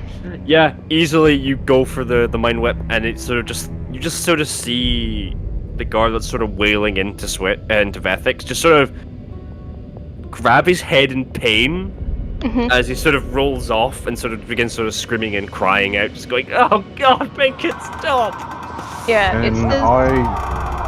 I'm guessing the guard's got a sword on them, right? Or Yes. Yeah, they do. yeah. Whilst they're in pain on the floor, screaming in agony, can I grab the sword? Yes, you can. So Mind Whip does also mean that you can't make a reaction until the start of your turn, and on your next turn you have to choose whether to move, use an action or a bonus action. You can only do one of them. Okay, yeah, no. I know we're not technically in, like...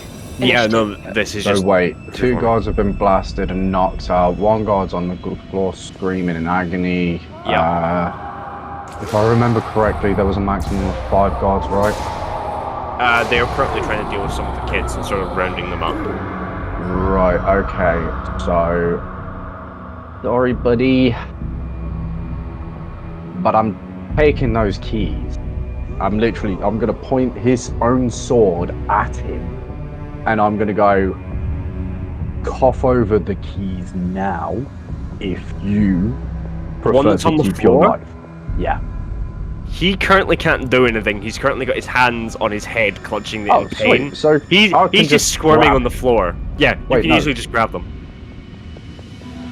Okay, sweet. Yeah. I'm gonna grab them and start unlocking the rest of the kids that I'm near. Okay, yeah, that's absolutely fine. It is at this point actually that you see the goblin that was with Maximus is sort of over towards where the rest of the some of the guards are. And if I get this right, so sort of from where he's sort of standing, and sort of where these guards are, he's sort of making sure that there's not enough, that none of the kids are sort of in the way. He sort of goes down and presses his hand on the ground, raises it up slightly, and slams it into the ground as he casts Earth Tremor. Ah, nice.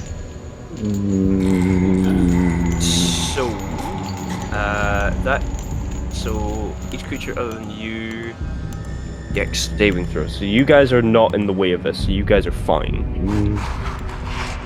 So that's a fail. That's a fail. And that's a fail. So they all take 1d6 bludgeoning damage. Yeah, that's fine. So you just sort of, as the goblin guy sort of does this, you just see the ground sort of begin to shake and rumble a little bit as it's sort of bits of rock just go flying out, again knocking these guards either side as they sort of slump to the ground, as he sort of nods to the kids and basically essentially telling them to get the fuck out of here. Yeah, essentially get the fuck out of here. And then seeing sort of the last one is going to cast a fireball at him. Whoa. Which hits. So that is 2 of these bad boys. Oh, firebolt. Jeez, I thought you said Uh, fireball. I was like, oh, that's no, only firebolt. built for one dude. Firebolt. Okay. And the fire just straight in again, clattering him in the chest, turning around to Maximus and the rest of you, and essentially saying, "Let's go. Time to go. We fucked up. We've made problems. Let's go." Just look at them and I Also go, made run, solutions. run, now! And proceed to start running, like, at the back of the kids, but making sure I'm at least in front of the party. Yeah.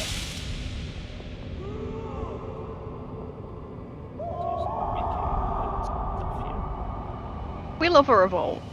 Lanzia, Uh-huh. I'm gonna need some healing. I can't heal! I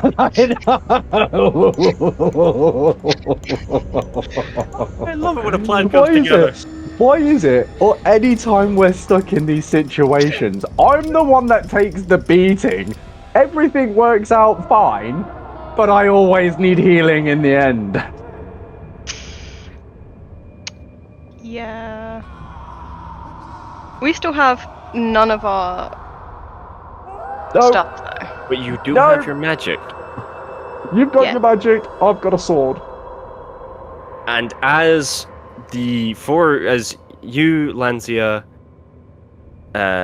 Maximus, and Golden Companion Raylan, are sort of trying to find your way out of here,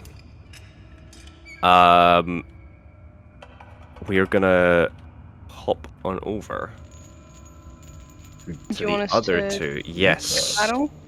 Either deafen up or skedaddle. It is up to you. Fair enough.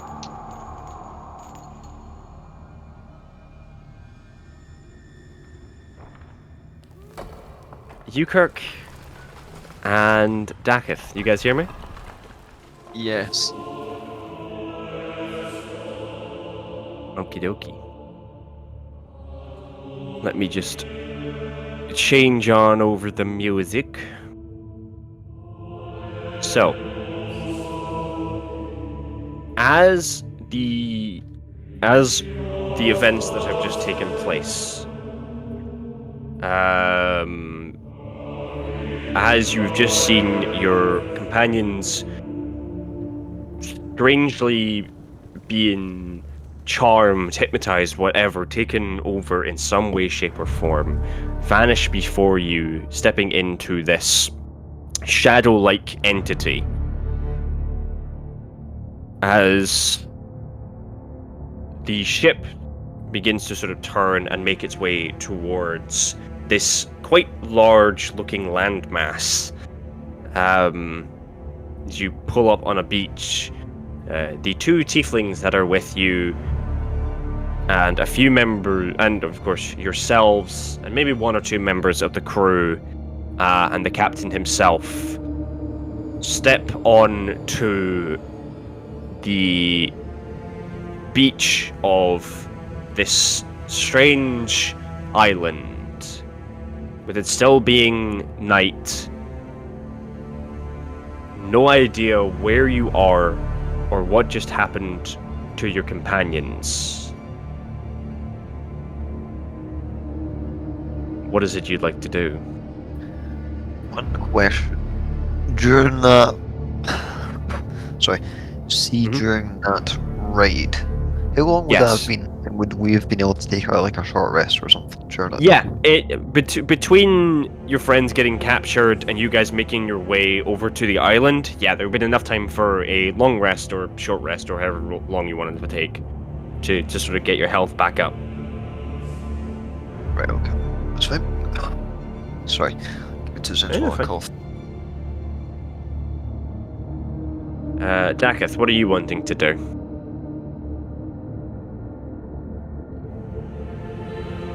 Still on mute, buddy.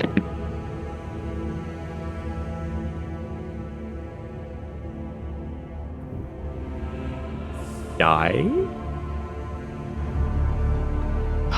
No one taken. Gotta do a little work myself. It's fine. You've got multiple NPCs with you. You're fine. Can I take a like a sort of check on who we're missing? Like, how many bodies was it we lost? So you lost Maximus, Raylan, so the half elf and the goblin.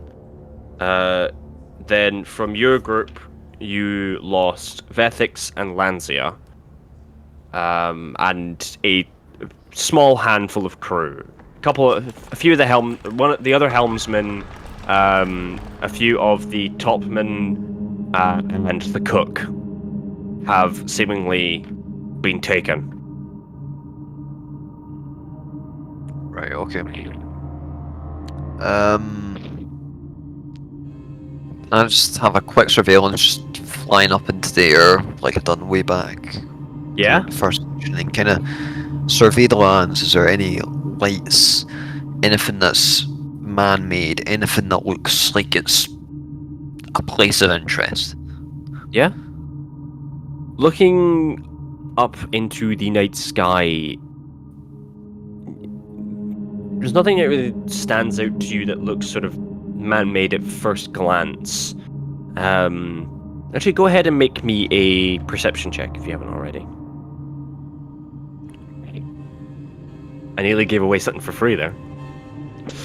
Well, but not sure if the passive perception overrules or anything. What's your passive perception actually? Yeah. 15. 15. Oh yeah, that's fine. So scanning the skyline for a little bit, you do see a small sort of bit line of smoke that sort of raises up itself over the tree line and sort of blowing slightly in the wind. Other than that, not much else sticks out to you.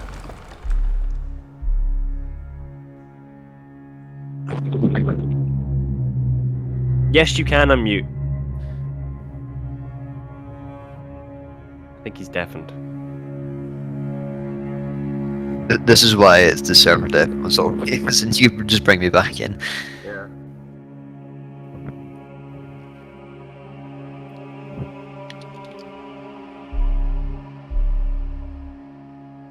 Hi. Hello. Hi. Welcome back. Welcome back. Yes. Hello. Where did you go? Huh? Where did you go? You were silent for that entire time. Which entire time? This entire time now, when we swapped over to you two. Oh, I've been saying it. It's just no one said it was alright to unmute. Oh. Okay. I deafened without deafening. That's Like, fine. I didn't use Discord deafen, so. Yeah, that's fine. That's fine. So did you hear the explanation I gave of where you guys are? Or do you want me to? No, I literally just heard the, you look out on the horizon. Okay, so essentially you have arrived on whatever island that you were the island that you were heading towards on the boat. Yep. Standing now on the beach is of course the captain himself, a few handful members of the crew, you Kirk who's just flown up to try and figure out what the fuck or where the fuck you guys are, yourself, and the two tieflings. Okay. See, on this island, not sure what you want the plan to be. How big is the island actually, like roughly in size? It's quite hard to tell, but it seems, as you're sort of up in the air, it does seem to go on for quite a while. So it does have a fairly decent size to it. Right. Should we try and go in? Not sure if you want to split up or if that's going to be too dangerous. Quite a few of us here in this beach.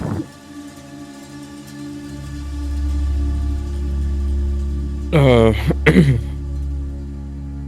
with the fact that we don't really know where it is that we are, it might be best not splitting up. On hearing about, like, not knowing where we are, I'm gonna kind of look to the captain. You mentioned this is Neverland or something. Do you know your way around, Captain? No.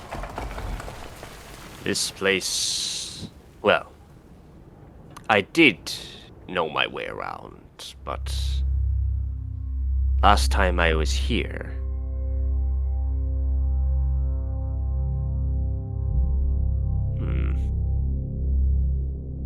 this place tends to change on you.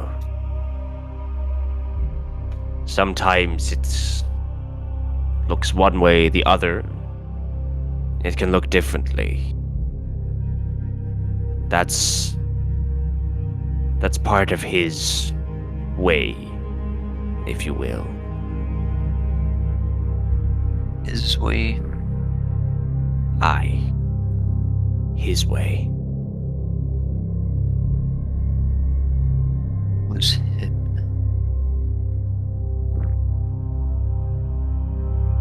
He prefers to be called the Lord of Dreams. But most people just call him Pan.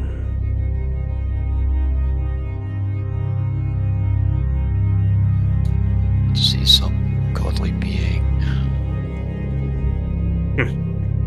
He likes to think of himself as a god. But he ain't that. He's no god.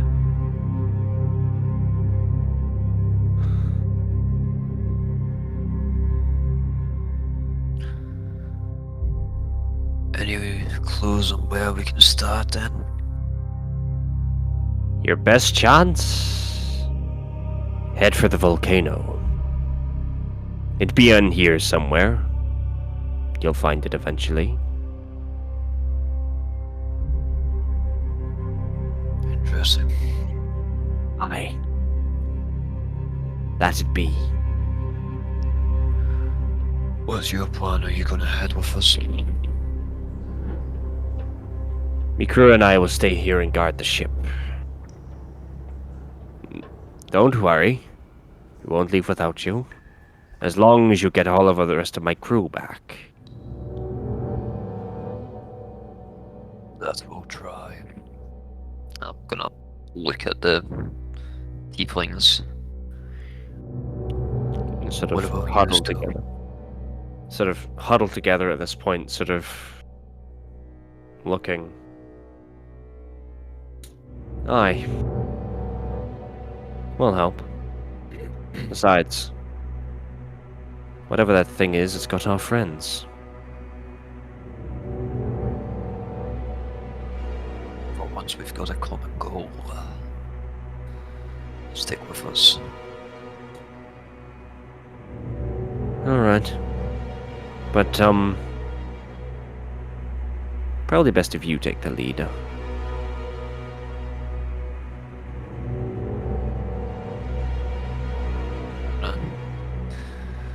Look back at Dakov. Shall we? I think we shall, yeah. Start heading. Standing here talking's not gonna get all our friends back.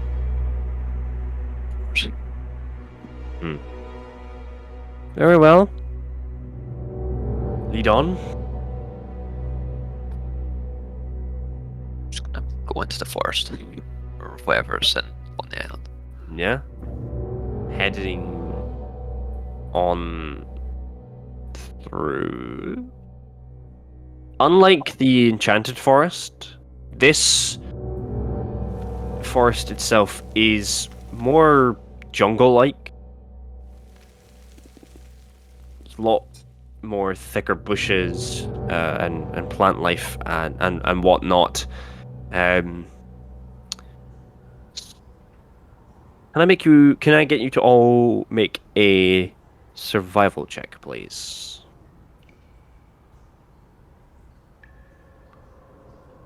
A 21. Holy shit. Yeah, mine ain't gonna be that spectacular. Say that.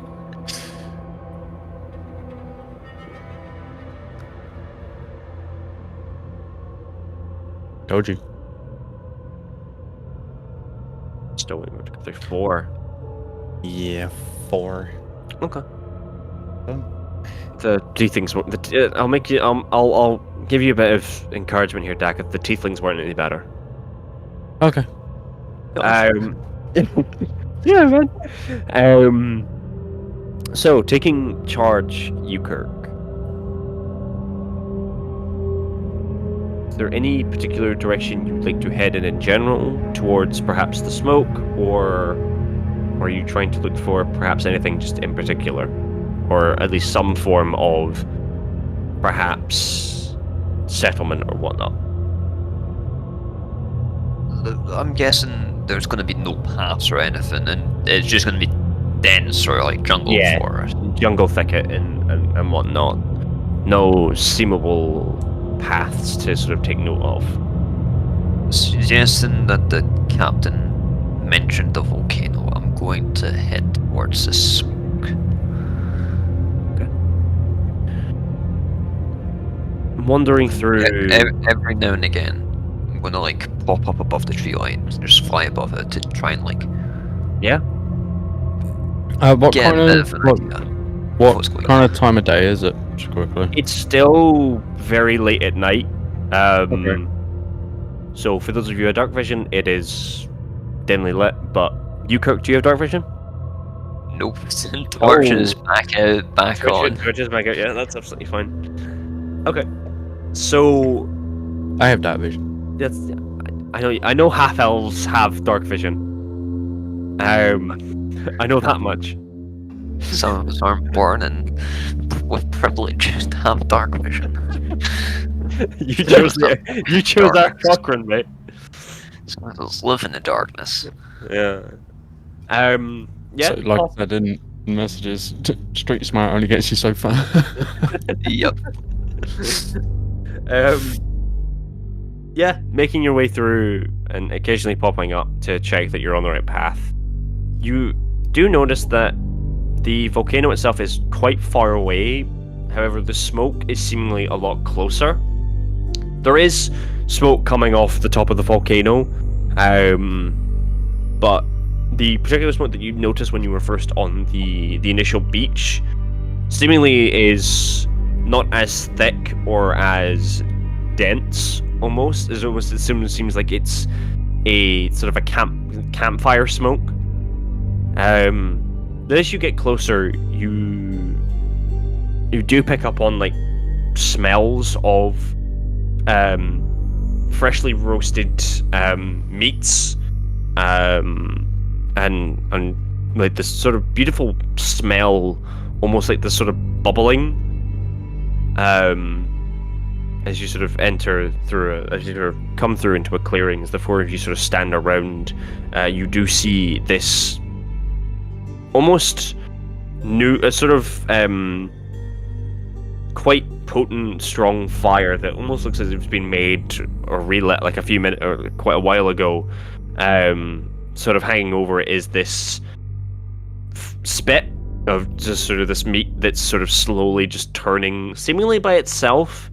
Like a bed mat sort of spread out in a backpack, and just a few like sort of like a water skin and a few other things sort of strewn about this sort of like this campsite type thing. With seemingly no one around. Is there any trace that someone's been here recently? I know you're saying the fire has been lit, but is there anything else, like footprints and whatnot, that might suggest someone's been there recently or a direction they might have headed in?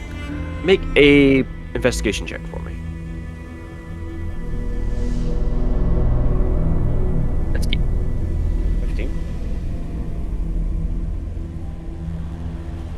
Yeah. Carefully studying the ground, there does seemingly seem to be a couple, like one or two sets of footprints, and almost like the small sort of circle dot sort of next to it, with each sort of footprint as if someone perhaps had a cane or some form of walking implement, perhaps just a walking stick or something just to support them a little bit. There are some footprints, yes. Someone's nearby, I presume. Good. Can I tell what sort of meat it is on the fire? Survival check. Or actually, no, that would be animal. No, survival. 8. It just looks like meat to you. Maybe just take a vibe, but no.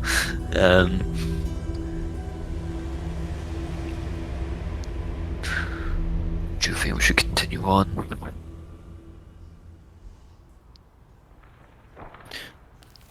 Yeah, I don't think we should hang around. Not so much as to like, I don't want to bump into whoever set this camp up. It's more, we don't know what's happening to our friends, or yeah, anything like that. Yeah, we're just gonna keep on going towards the volcano smoke. Okay. So, passing through the campfire, not stopping, head back through into the jungle. What is your passive perceptions, gentlemen? 13. 13 and 15. 15. Okay.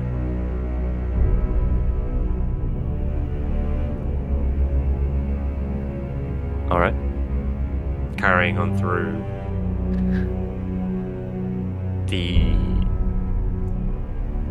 there is almost the ever-growing sense that you're being watched.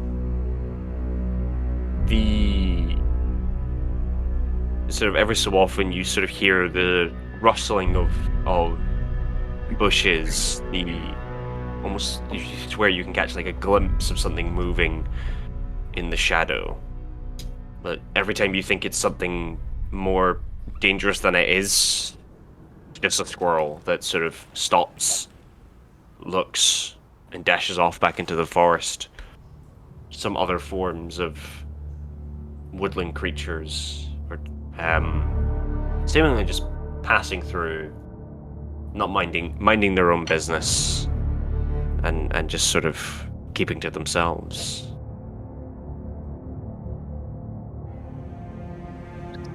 Try and be a bit more cautious, but still target going towards a volcano. Okay. Carrying on through. Make another survival check for me, you Kirk, or whoever's taking charge, or to whoever's taking up the front. I think the Yukirk would be 5. 5. You seemingly continue heading in the direction of which you think the volcano seemingly is. But again, you sort of come to another form of clearing, similar to the previous one, except obviously no campfire, no signs of life or anything. At first glance, just seemingly seems like a regular clearing, but again, with your passive perceptions, you do again get a more sort of proper sense of, okay, something is definitely here. Something is definitely keeping an eye on us and watching us, and something is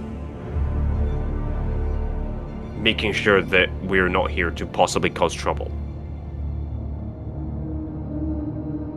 I'm gonna try and get everyone kind of back to back, in the middle of the clearing.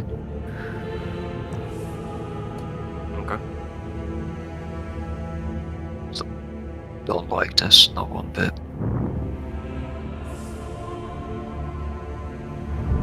Feels like we're being watched.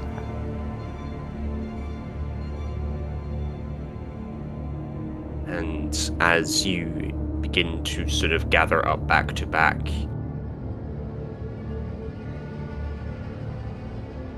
the direction that you're facing, Ukirk, the rustling seems to be more potent and louder coming from that general direction, as this sort of hunched over figure rises out from the bushes as it has properly clocked you now. And standing there, this unknowing blob. We're gonna go to break. God damn it. So, for those of you watching at home, and for, of course, lovely players, go ahead and stand up, get some drinks, get some snacks, stand up, shake yourselves down, and we'll be back.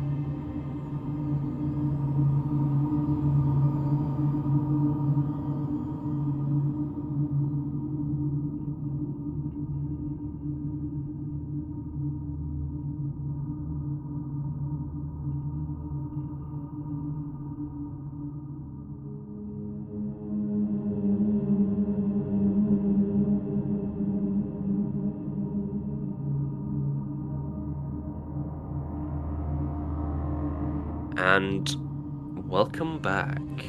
Let me just do this and that. So,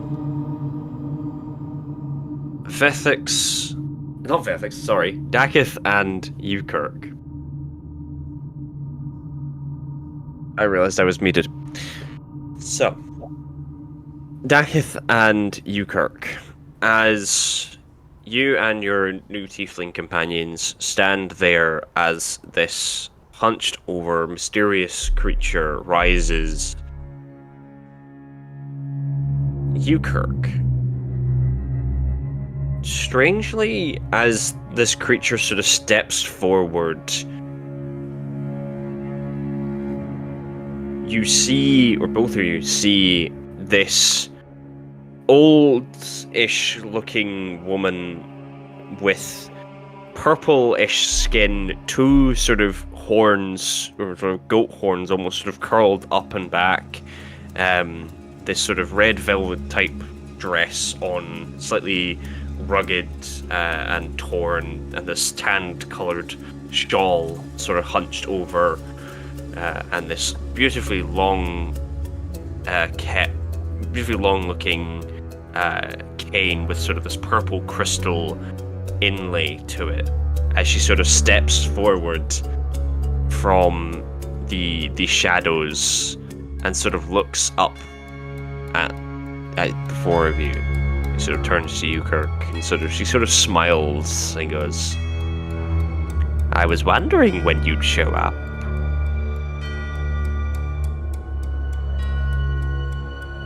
Sorry, you know who we are?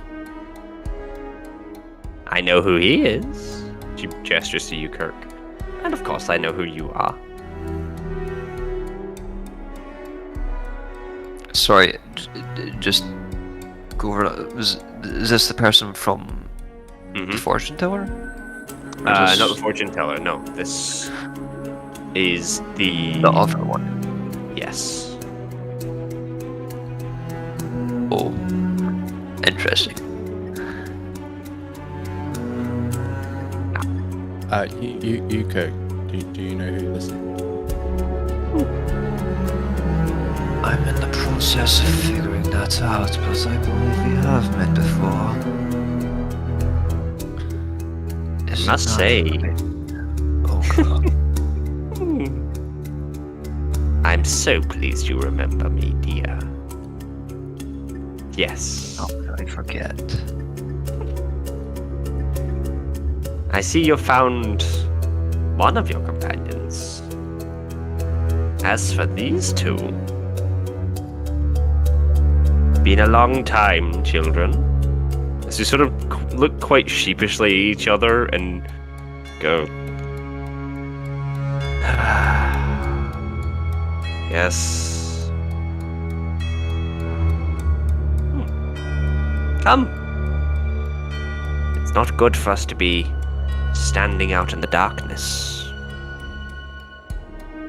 As she sort of taps her cane to the ground twice, this fire pit sort of just appears, like with a few chairs, or sort of like log chairs.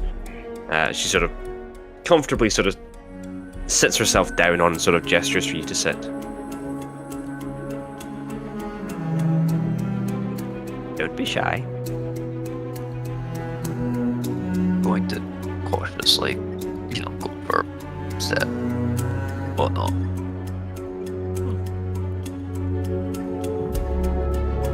Still cautious of me, I see. Unwise. Dakith, please sit. Yeah, I'm just gonna like gingerly sit down and I don't know. I'm just gonna keep my eye on her. She sort of turns to the tieflings and sort of, Varus, Isaiah, you too. Begrudgingly sort of sit down. Now, the business then. What brings... What's about here? I could ask you the same question.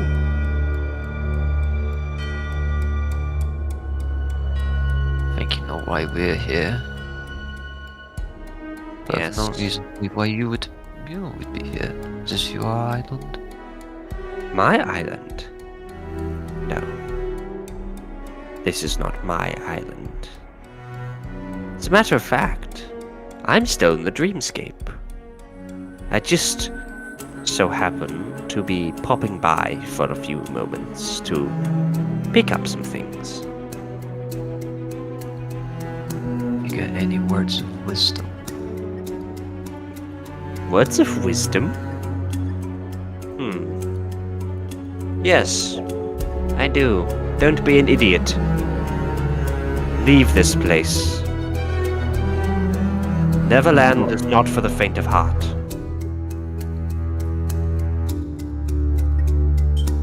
What about our friends? Your Already friends. Your friends are lost. There's no escaping from the place that they are in. It's heavily guarded, heavily fortified. And should they even be close to escaping,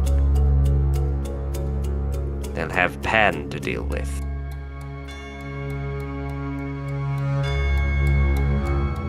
Well, if we find them, then Pan will have to deal with us all. She smiles. I was right to come to you. You were a far better choice.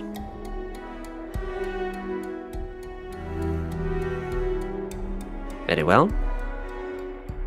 To business then. When we first met, Kirk, I promised you that I would answer some questions. So? Ask away. But choose the questions you ask carefully.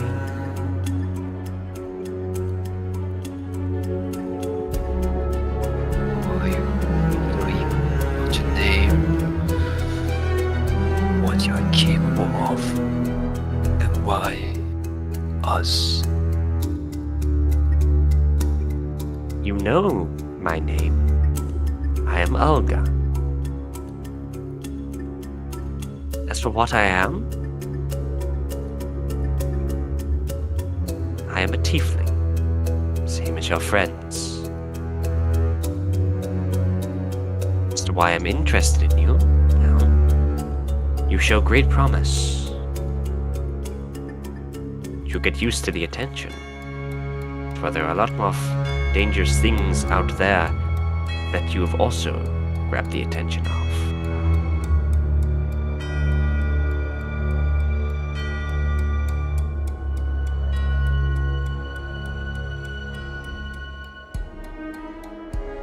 You didn't answer my question. Why us? She sits and Said I thinks. was a better choice than someone else. Why? She sits and thinks for a moment, trying to find the words.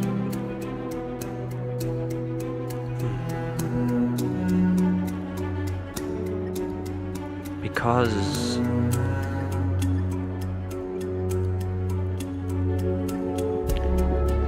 you are special.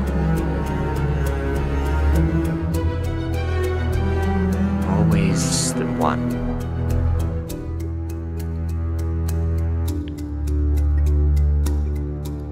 As to why you four were chosen, I cannot see, and believe me, I can see much.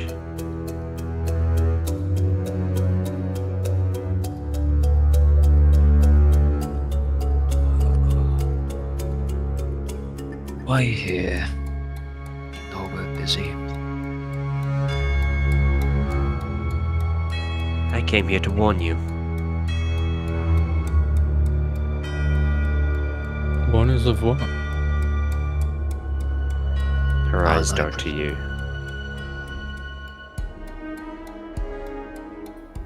I came to warn you that the hands of fate are changing.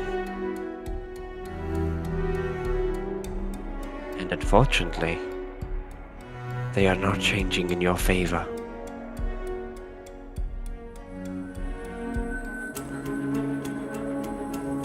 I believe you are well familiar with Rumpelstiltskin.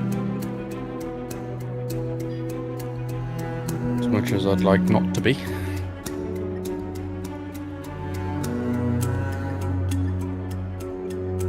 And unfortunately, as much as you'd not like him to, he plays a much bigger part in this story than all of us would like.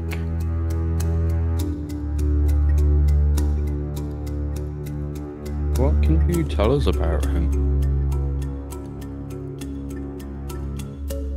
Nothing that you do not already know.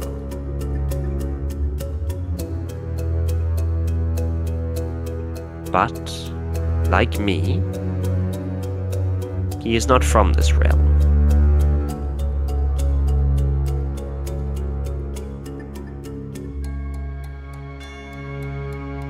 He's originally from the Feywild.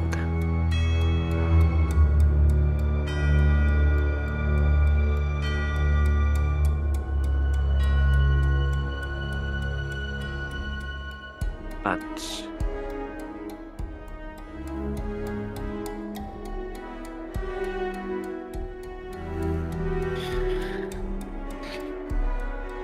he was not always as insane as you've seen him.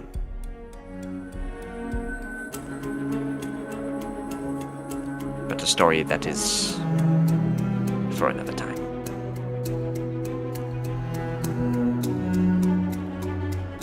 Now that you're answering our questions, one I've been dying to ask you. Of course. What is the power of the heart?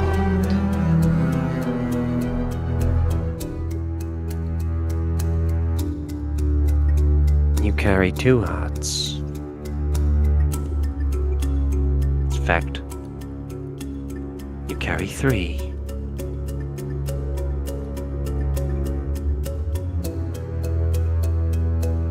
Now tell me, what power do they hold? She smiles.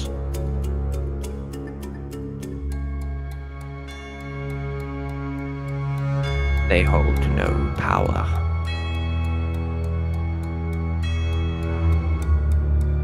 No power whatsoever.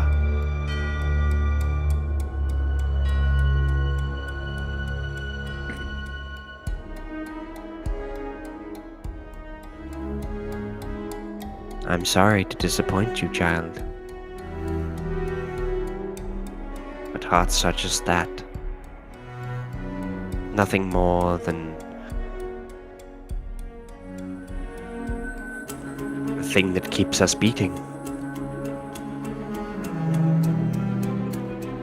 What about werewolf heart? What of it? You know what I was offered for it.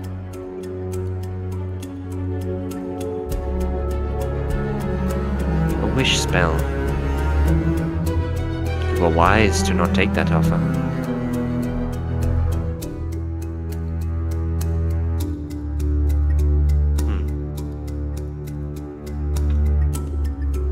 The werewolf heart is nothing more than that. A werewolf heart. Possesses no magical properties of any kind. Only what you believe it can do.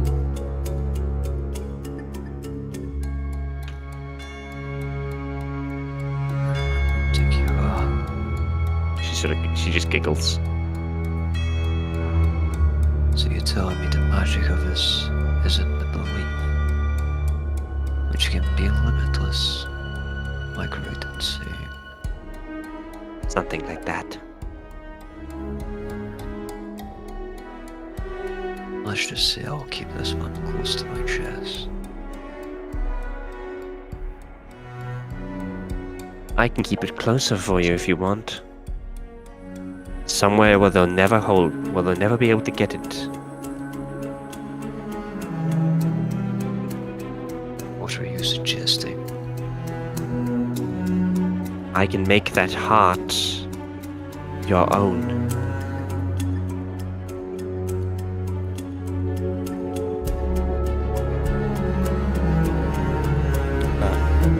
That doesn't exactly sound like a good idea. Go.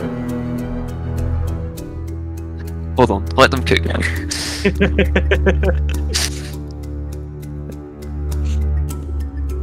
Why would that be an offer?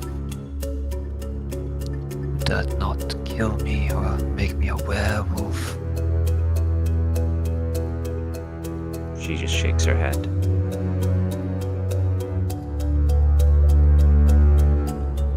You want to protect that heart so dearly. I'm afraid the only way to do that is by taking on the heart yourself. That or burying it somewhere, but that would be too much hassle. Well, look. Before I take any deal like that, you'll speak to me again in Aurradon.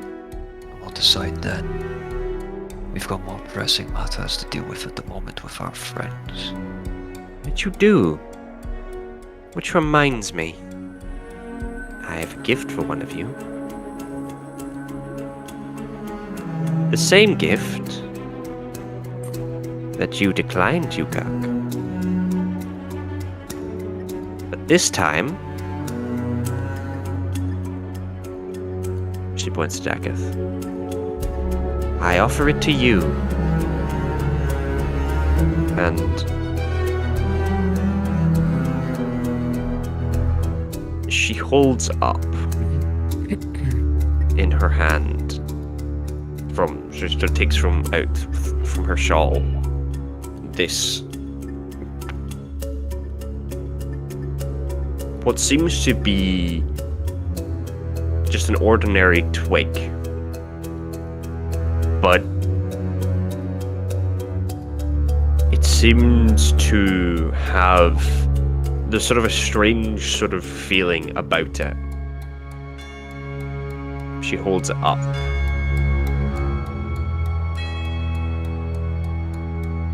I offer you this.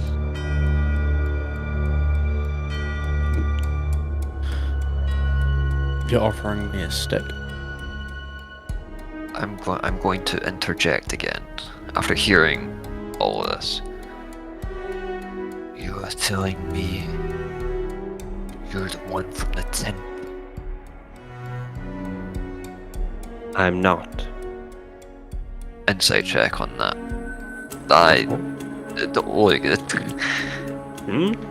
It's a nat 20. She is not lying. How did you come into possession of that? Why'd you make that offer now?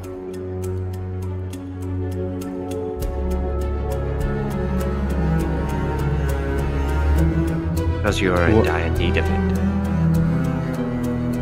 This, Daketh, is no ordinary stick.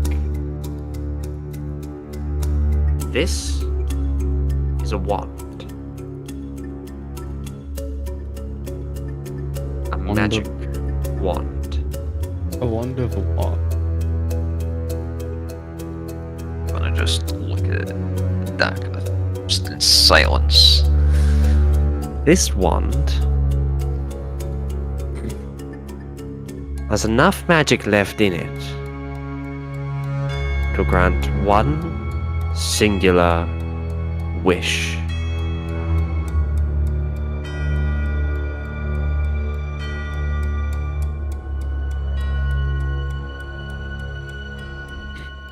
The wish, of course, can be whatever you choose it to be, within reason, of course. But whatever the wish is, That has to stay a secret, I'm afraid.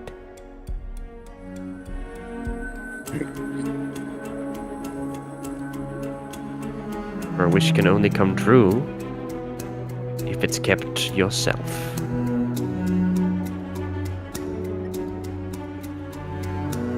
Okay.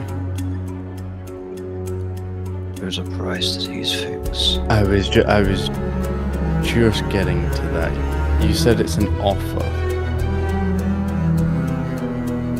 What's the trade-off?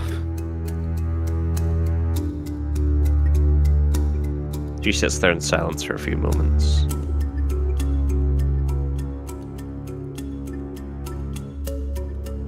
The dagger that Stiltskin came for.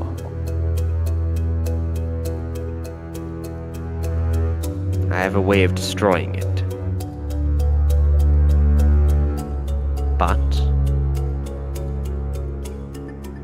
I obviously need to get my hands on it fast.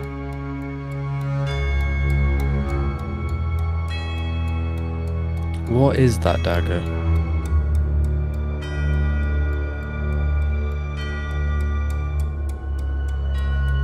Old magic. I was going to start twitching at the words old magic, with how often I've heard it, and with such weight, starting to get a little bit of PTSD from it. So I'm gonna hand her the piece of paper that Gorn wrote out with what was inscribed onto the dagger. Like, okay, can you tell me at least what this means, says? I can't make heads or tails of it. Oh, that's simple. It's his name.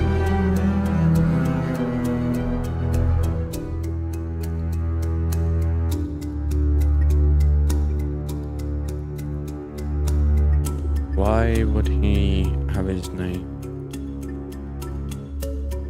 engraved into the dagger? That I don't know. But he's a strange and cruel being.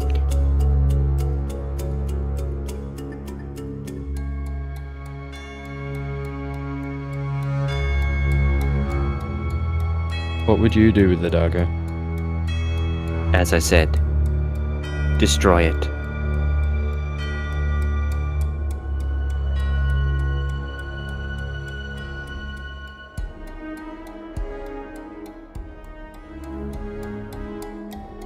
So yeah, I'm gonna look at you, Kirk, and I'm not really gonna say anything. I'm just kind of gonna give him that look. It's like, you know, why did you decline?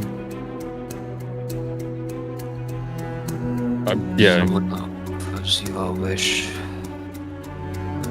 Must be because they want something powerful in return. Something powerful to not wish, more than likely.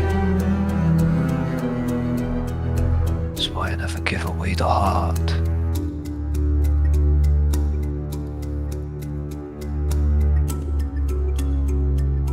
This is your choice, not mine, but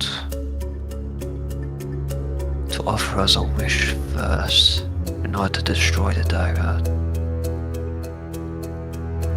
seems off.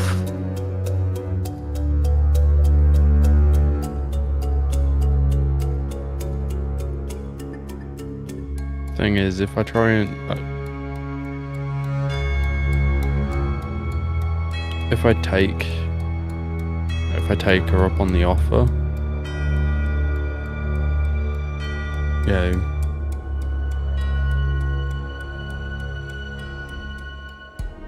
I kind of feel like it'd be dragging everyone into this as well. I'll sign a contract for us all. I mean, the wish could basically be anything. Yeah, wish can be whatever you want it to be. At this point, that Varys sort of steps up and says, "If neither of you will take it, I will." This offer isn't to you.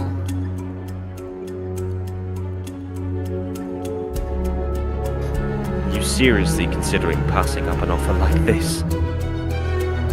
Then you have no understanding of the power in this world. Oh, please. We're naive to think that the Great Jinn is the only thing out there.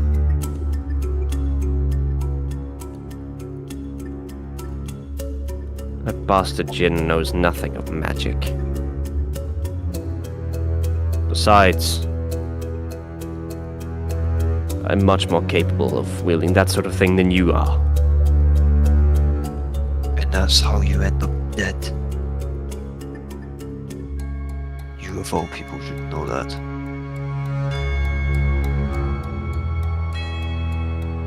All you are is a so-called interloper just like me. If you learn your place in the world, you'll know what a transaction is worth. But you would know the meaning of that.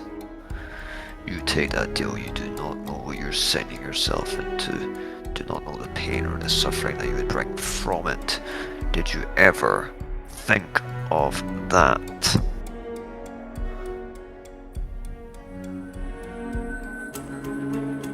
Varys stands there,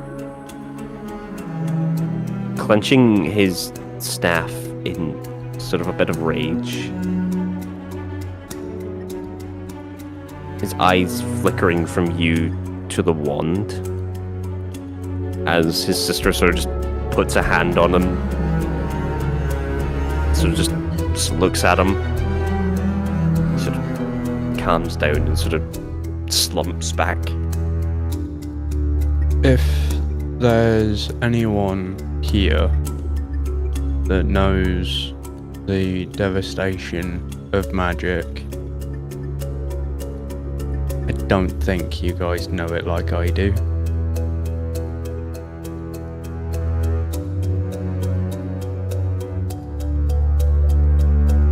That's why the choice is yours.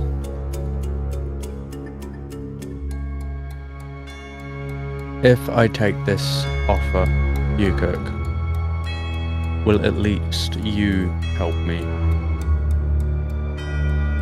And we can ask the others. We'll give I'll give, like, this will be my task, but I will give everyone their chance to walk away. I'm going to look to Olga and just, does that work with you? She nods. So this will be my contract, and if at any point anyone decides that they want to walk away from the task, they can do. Boss. In the end, this is your decision.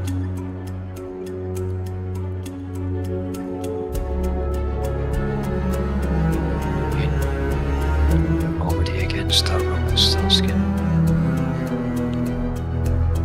It's not like this would be making us friends with him.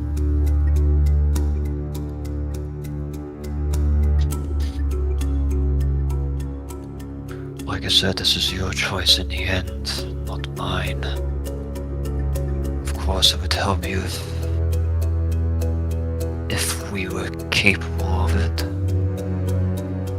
This is too far out of our skills, our possibilities. You know, I stand at the side of survival. Yes? If I take the wand, what kind of timescale would we have? As long as you need. I'm a patient woman. And if we fail, then you fail.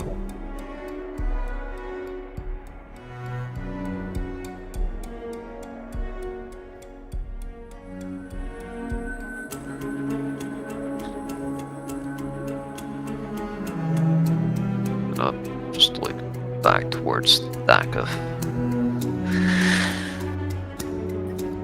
Your choice. Your wish in the end.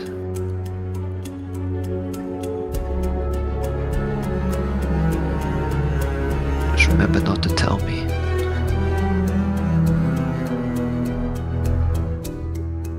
And if there's anything, if this helped you, or if this is anything like the deal I was given, you can hold on to that wish. Am I right in saying, Olga? Once again, she nods.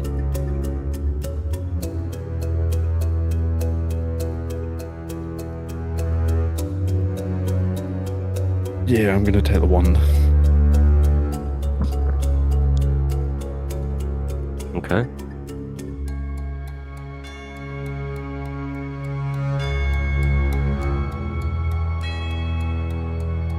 Good choice.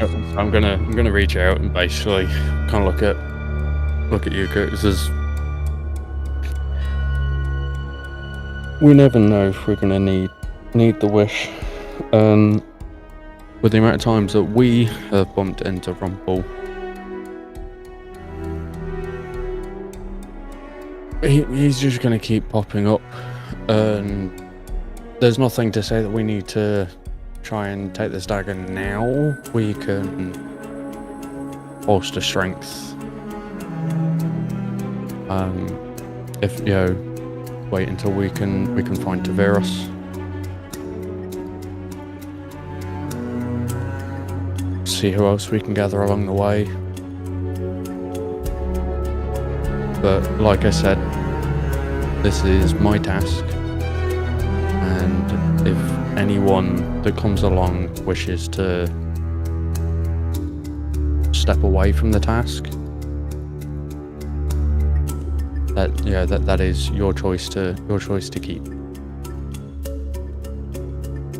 But I've got to take that chance.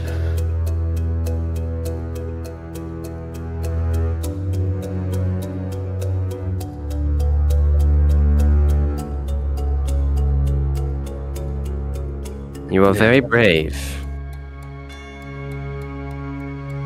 Either brave or stupid, but Going back to the streetwise comment. Streetwise for Narcon. No sense. Vethxis, your friends would be proud.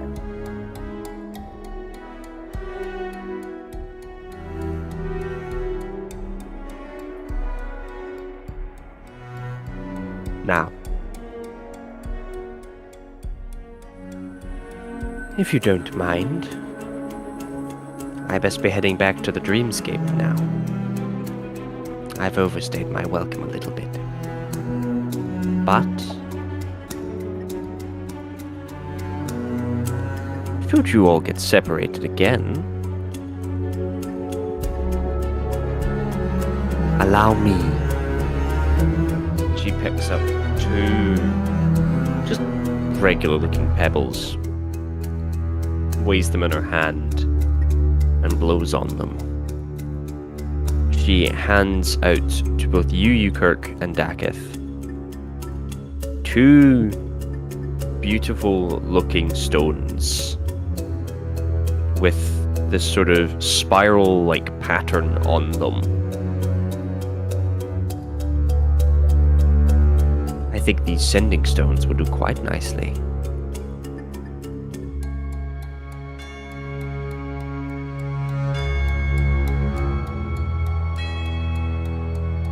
Well, what are you waiting for? Take them! What are they? Explain. They are sending stones. I think you'll know what to do with them when the time is right. are they one use, or There's many uses as you need them to be.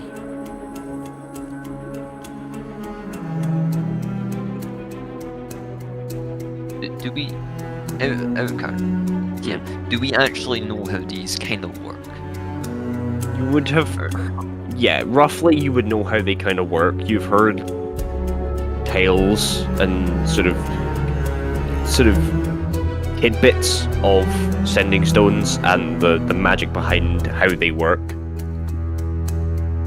But you've never really seen any, so you don't know what they're supposed to look like. Just so I can Right. kind of... Sorry, also out of character, just so I can Yeah. kind of wrap my head around it.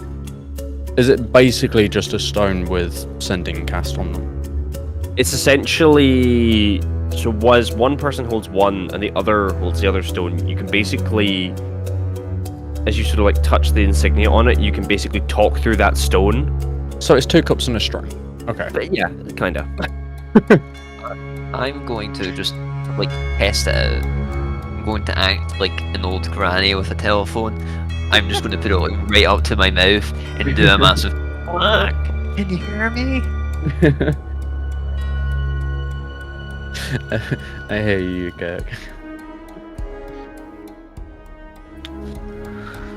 Not sure if we should be holding that any closer or not.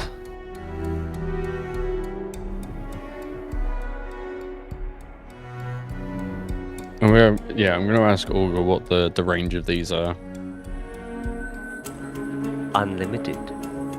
Well, within reason. But you'll figure that out. Now, if you don't mind, I must be off.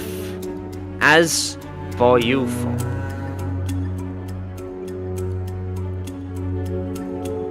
when you get a chance,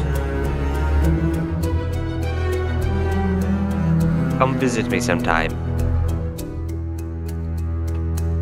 I'd love to have a proper chat without time constraints.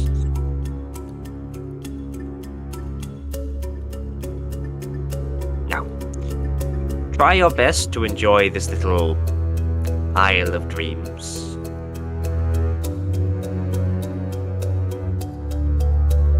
See you soon.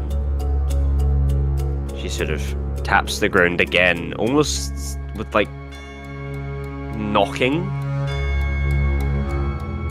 She sort of wanders off into the night as the floor sort of almost like a trap door sort of opens up as this small halfling head pops up and looks. And with that, we will continue with the other side of the story. So, I'm going to deafen you two fuckers up. And I'll undeafen the other two.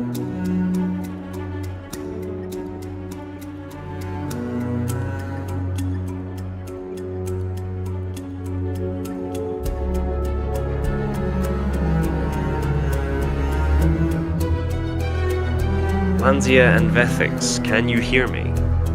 Wait, Yes, I can. Did you serve a mute die? Oh, I might have accidentally done that. There we go. Serve a deafen, I meant. No, deafen. Oops. That I did.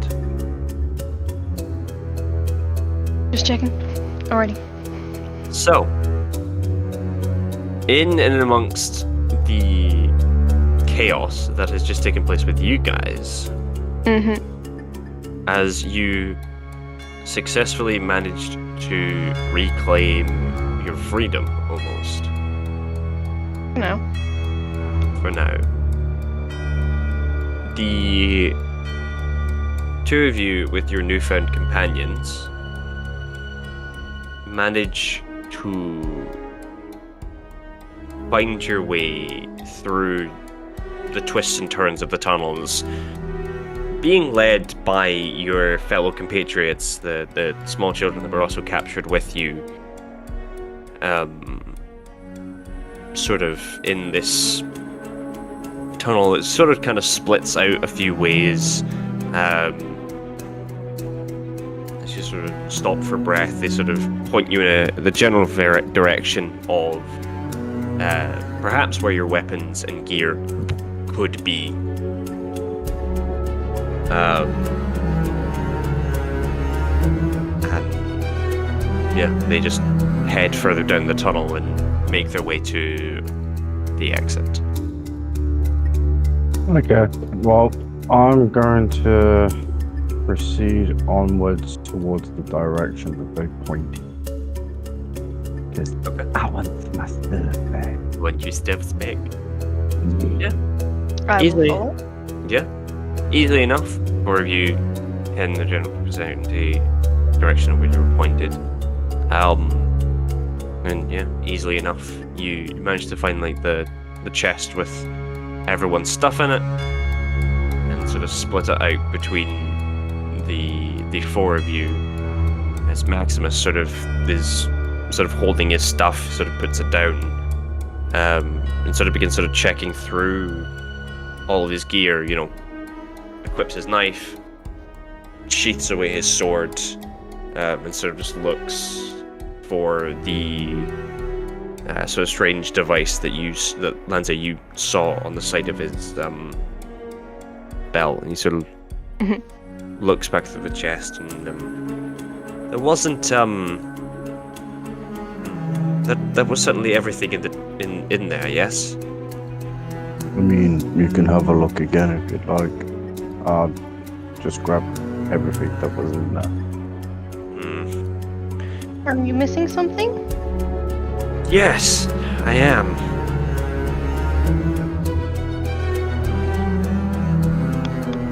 Sort of looks in the chest again. Shit. Not good. What's not good?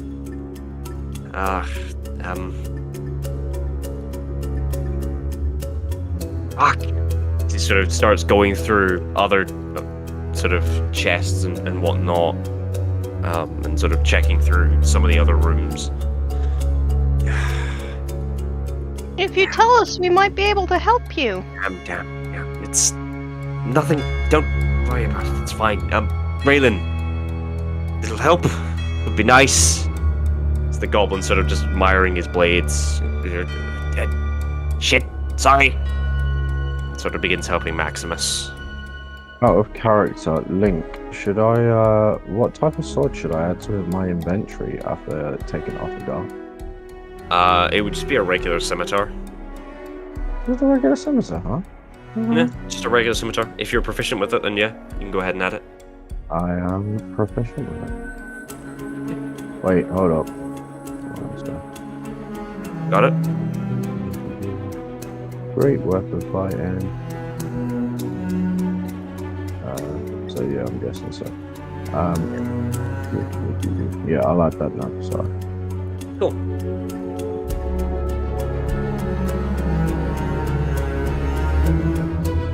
So, as Maximus and Raylan are rummaging through gear chests to find this particular curio that Maximus seems hell-bent on trying to find, what are you two wanting to do?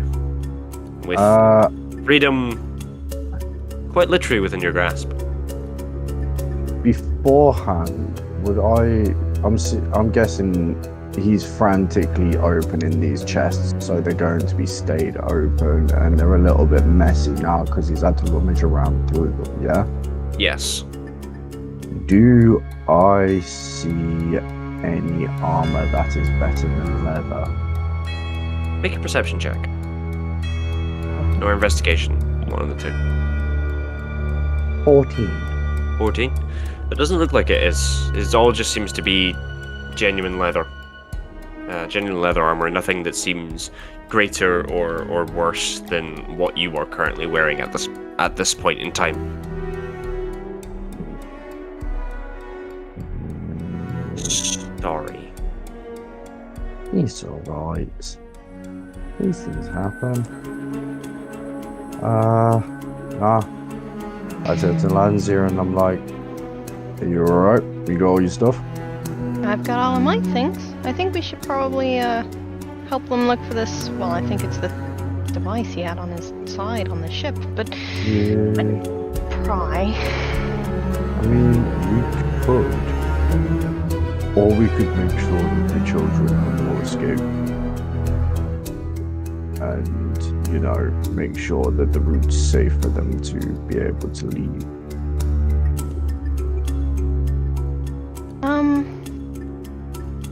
Because we don't really want those kids to get right to the entrance of everything. And oh look, there's a bunch of guards, just in case. And then they all get whipped and shackled again. Okay, you make a fair point. Maximus? What? We're gonna go make sure the kids are okay. We'll meet you outside, okay? Yes. Unless you need our help here? Well, an extra pair of hands wouldn't go amiss, but can if you want. It's up to you. Oh, no, I've already searched there. Damn it! Back to the same box. Yeah. What I'm going to do whilst they're having this conversation is I'm going to use my second wind. Okay. Where I roll 1d10 plus 2 for regaining HP. Okie dokie. I get 4 HP. 4 HP. Yeah. Well, I'll be Fine. damned. Can't wait for you to lose that again. I'm joking. Don't worry, you won't lose it again. Can I do a quick, like, investigation or perception check before leaving, just to see if I can see it at a glance? Yes. Go for it. Which one would you like me to Can roll? I also give assistance on that? Yeah. So roll either one with advantage. Okay. Whatever one you think is higher. Oh my god, that's a 5 with advantage. A 5? With advantage? That is shocking. I rolled a 1 and a 4. Oh no! Yeah, just sorry. Yeah, at a quick glance, looking around, given the fact that everything has sort of been fairly thoroughly searched through and sort of thrown all around the place, given the fact that you only had like a quick glance of it on the ship, you're not quite sure exactly what specifically he's frantically trying to find. Yeah, it's more But whatever. general. Yeah, it's more of a general sort of a vague picture of a miniaturized cannon, almost. That was very well kept. That's about it. That's only the few details that you can remember. Not really what color or the exact proper shape. But yeah. Okay. I guess we head out then. They can look after themselves. I mean, he has shown that he's capable of some pretty decent Eldritch Blast. So, This is true. yeah, let's go help the kid. Just to make sure.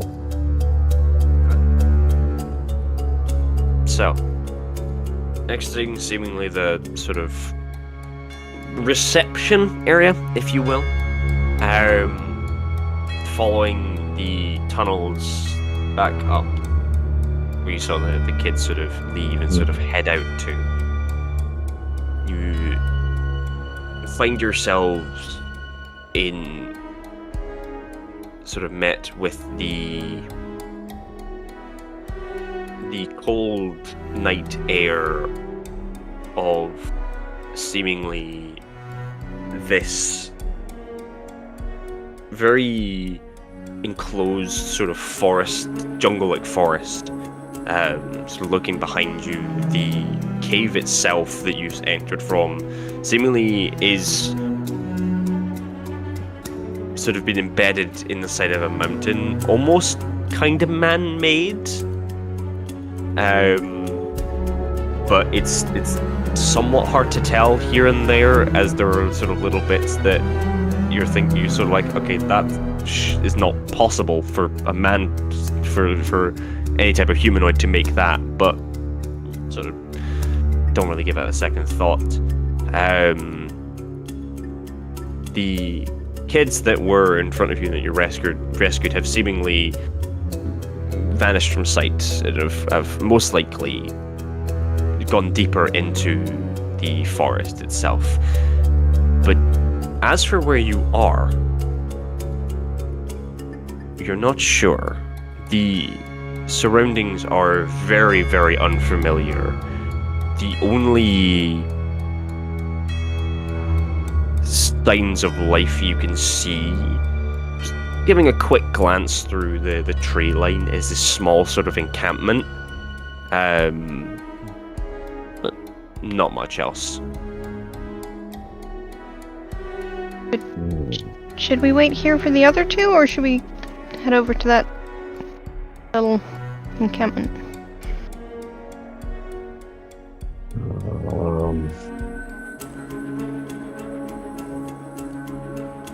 I believe the better option in this case, and the one that the Carthel you could take, would be to wait for the others. But if we are to do that, we are going to need to make sure that we basically are out of sight, just in case any guards come. So I suggest we hide. Okay. I'm weak. Let's not let anything happen to you. And it seems like those two are adequate fighters, so we'd have the upper hand just in case. So yeah. Okay. Do you want us to roll stealth? Yes, please. A 15. 12 and 15. You believe yourselves to be hidden.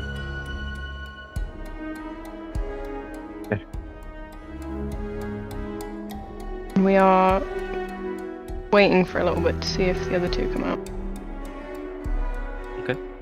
A couple minutes go by. And then a few more. You do see eventually both Raylan and Maximus sort of stepping out. Hey! Looking around. Yes, mysterious whispers of the woods. Oh, okay, we're gonna Yeah, we're gonna stand up at this point. And be like, yo. It's you. Well, we waited. The kids have escaped. They'd vanished into the woods. We felt like it was a better idea. Did you find what you were looking for? I did. Hey, there we go. Good news. So I'm guessing you want to know what we've seen. If there's any, like, town or village nearby, I'm guessing. Well, I doubt there's much here, but Well, some let's form put of it this shelter. way. There looks to be some form of an encampment off to that way. Other than that, it's just trees. Right. Well, I think it might be our best course of action. Well, may I suggest that you two take lead? I'm a little bit damaged.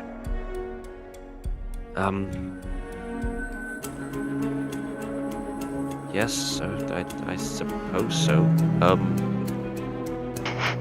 Sounds really bad. You guys go first. Yeah. Give me a second. Just seeing if either of these guys,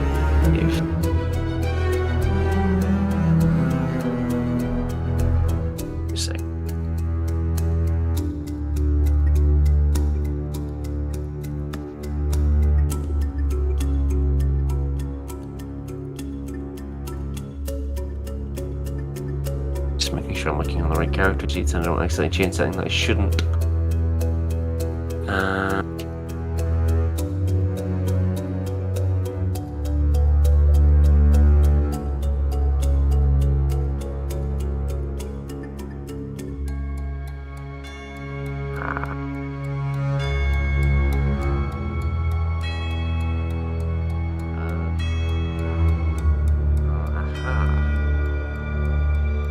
Matter of fact, this might help.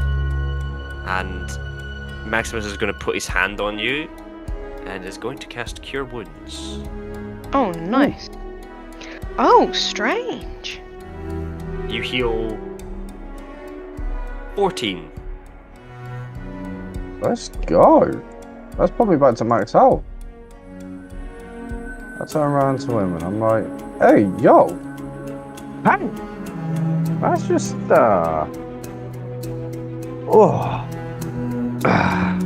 Don't get used to it.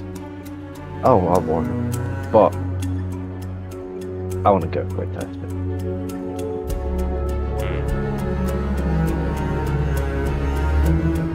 Right. Shall we? On that note, I take my words back and I proceed to push on ahead.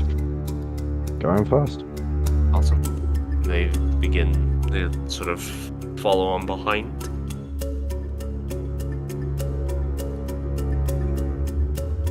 So you're just heading over towards the encampment, yeah. Okay. Looking around, it seems to have been freshly made, almost as if whoever had set this up had possibly just left. But other than that, there doesn't seem much else as to who has been here. Can we check? Can I... Oh. You go ahead. I think me and you are having the same idea here to either do an investigation or perception check to find out where the track's going, right? I was going to say a survival check, but yeah. Oh. See where the tracks go. But it's up to Link, obviously. Yeah. Cool. I'll find a check in. Survival check would be great, thank you. I'm going to give Lanzia advantage. What's your survival? Mine is +1. Let me. Do you want me to roll it? Yeah, it's fine. Maximus and Raylan's is terrible. Yeah, mine's +0. Alright, I'll roll it. Raylan's, I'll say this, Raylan's is -1. Let's go. That is a 17. 17. The tracks themselves don't seem to go off in any particular direction at first. They sort of seem to dart around in different directions in the encampment. Mm-hmm. But there does seem to be one set of tracks that sort of leads further off, just slightly away from the campsite. Sort of two sort of humanoid feet and sort of a third, sort of like a small dot, almost as if it would possibly be like a walking stick or some form of cane, perhaps, but you're not quite sure. Okay. Lanzia starts to follow the tracks. Oh, seems like we're going that way. Yeah, following the track. To follow Lanzia. Yeah, Maximus and Raylan are just like, where are you going? Oh, tracks! They lead this way. Whoever made the camp probably went this way? Right, well, I don't mean to be that person, but, should you really be following strange tracks in the middle of God knows where? It could be, you know, it could be someone helpful, or I don't know, what do you propose we do? I propose we wait until morning before going anywhere, so we can actually see. Oh yeah. We might in lose a forest in the middle of nowhere, where we don't know where we are, where we were just in a mine with child slaves laboring away in a mine. Bear in mind, there were guards, yeah, and we've just escaped with our life. What would you prefer? Follow the track that lead off away from the mine where we just were, or, you know, sit just here, not far away from the mine where we could see it. Bearing in mind, the encampment, we could see it from the mine, yeah? Just putting that out there, yeah? And then, you know, what? Possibly get captured again or even killed? Because guards, we didn't kill them, we just damaged them a little bit. Tossed them about. I mean, I tried to punch one a couple of times. But it is what it is. So, after that discussion, what's the best idea? Swear to God, if you get us killed, I will put a bullet in you myself. If anything, I'm gonna get myself killed before I get you guys killed, because I'll give you the running jump. You're not very bright, are you? Hey, while I lack in intelligence, I have encouraged. I wouldn't exactly call it you have courage, but you know what? He sort of puts his hand on you again. Shoot for the stars. And sort of wanders off after Lanzia. Raylan sort of just gonna stand there, like, kind of puzzled and go. Oh. Raylan sort of walks over to you, sort of taps you on the leg. And sort of, as you sort of bend down, just sort of pats you on the head and wanders off following Maximus and Lanzia. just sort of waddling.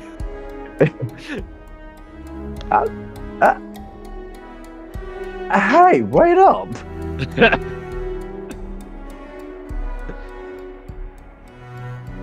Oh, dearie me. So, following the tracks,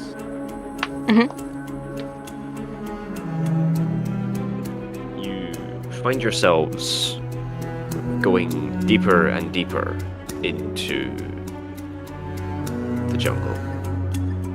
Not sure.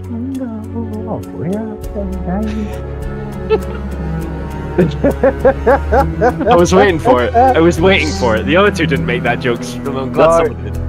I'm here to clutch it, bro. I'm here to clutch it. Going deeper and deeper into the jungle. Unsure of where you are, more importantly, where your companions are. As you reach the ends of the track, you hear a faint humming of a very quite upbeat and sort of jaunty little tune. So sitting there in the clearing on just essentially just like a couple of rocks. This sort of well-dressed looking figure. Sort of like almost greenish skin. Sort of like mopped brown hair. Sort of twirling with a bit of thread. So he sort of looks up and smiles. For the two, well, it's a very kind of familiar smile. Okay.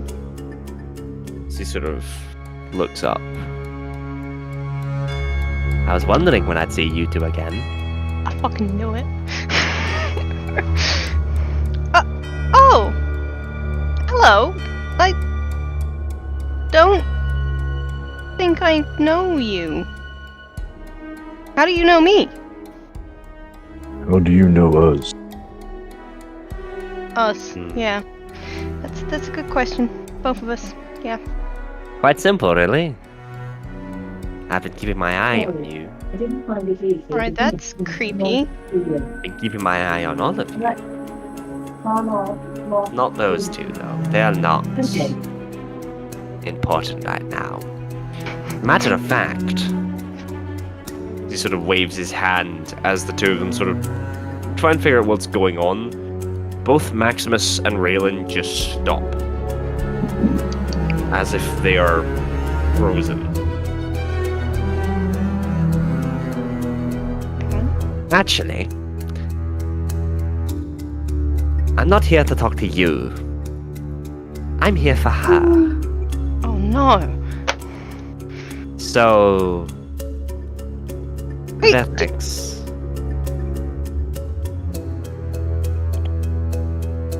He sort of waves his hand. I need you, Vethxis, to go and make me... Constitution saving throw, please. Oh no.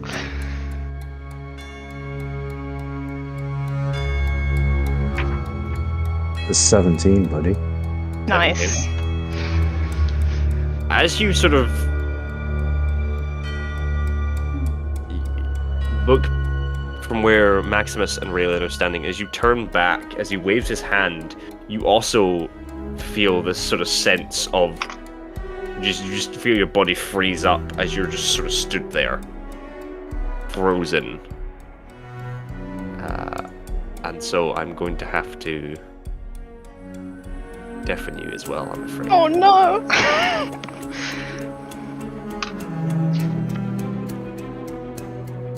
I'm in danger. You're fine. Well.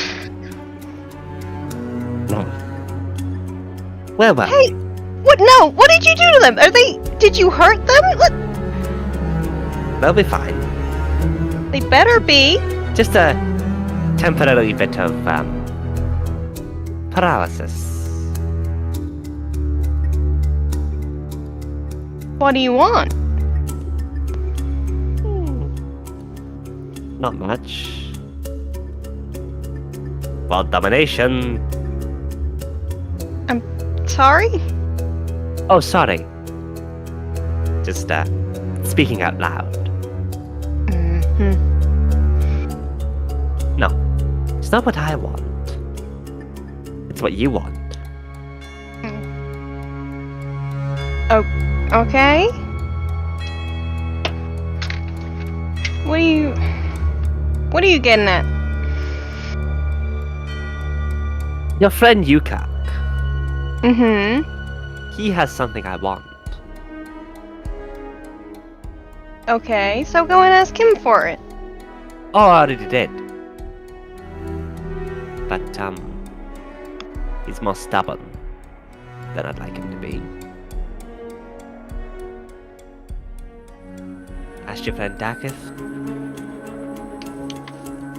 but he didn't really get the gist of what I was going for. I would ask Vethxis, but something tells me he's not capable of understanding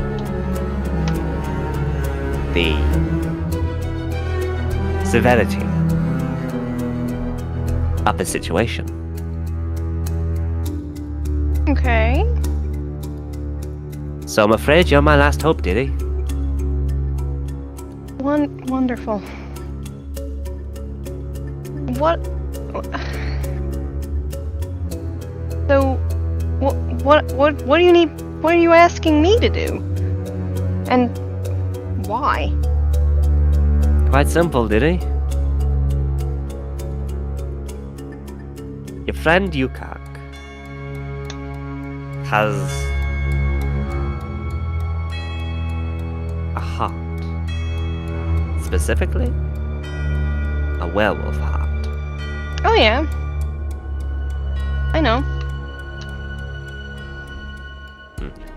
Here's the thing. I need it for something.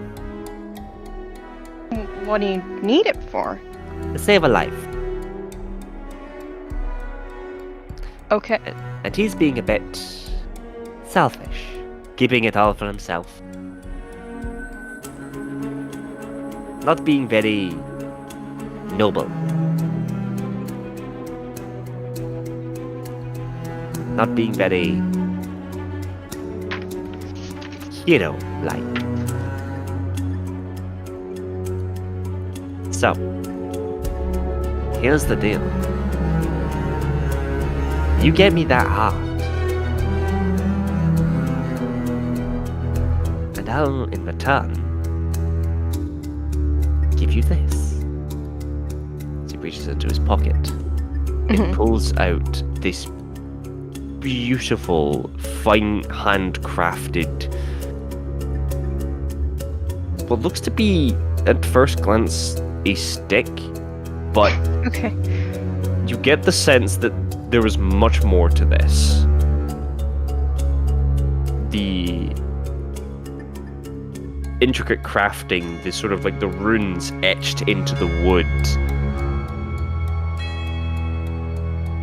This is a magic wand, and quite a powerful magic wand, indeed. Okay. With this, you won't have to worry about your little mishaps. Okay.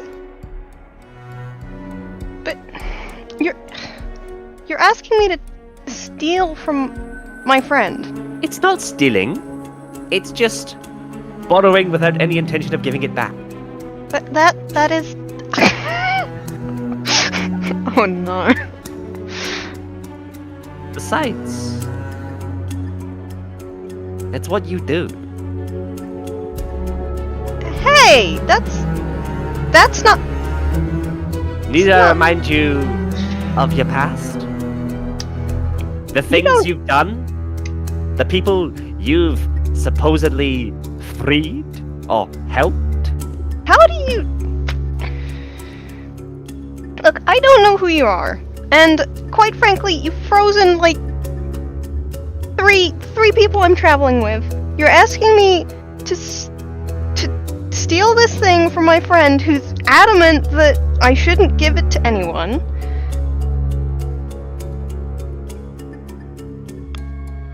This is really tricky. Out of character, this is really tricky because I love making deals. I love making shady deals so bad.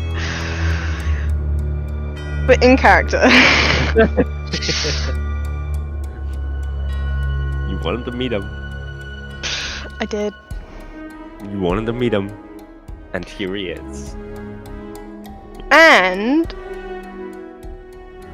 Lanzia is not the brightest or the wisest, right? So I mean, that much She- is very true. like most likely not figured that this guy is the hooded figure that you can't wonder about either. It's just a vaguely threatening person in the woods. Threatening? He's creepy. Not threatening, he's a friend. Hmm. Kind of. Hmm. Sort of. Who am I kidding? You're fucked.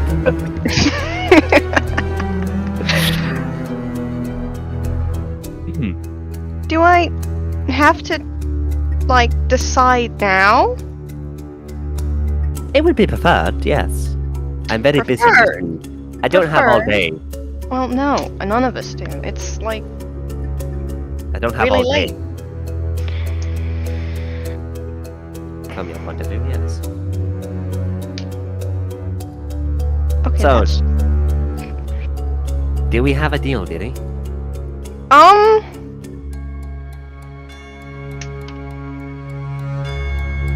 Oh no. Does it have to be that specific heart, or can it be like I'm something? afraid it does. Oh, God damn it. Either you give me that heart, Uh huh. or I take yours instead. Oh, Jesus Christ, fuck. Oh no, this is upped the stakes. Okay. Well, Well, I take a heart. It might be yours. It might be his. It might be Yoka's. It might be Dakot's. I don't It'll want be you someone's heart. taking any of their hearts. So, It's an easy choice for you then. You give me the hat of the werewolf, I give you the wand. Well, when you put it like that, I guess I don't really have a choice. Excellent. One condition though. Mm-hmm. When I unfreeze your friends, you have to tell them that you told me to fuck off. Oh. Okay. And you can't tell anyone of what transpired here. Fine. So then, do we have a deal? We do.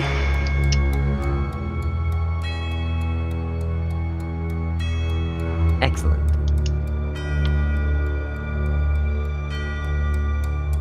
I'll expect delivery when you arrive in Aurradon.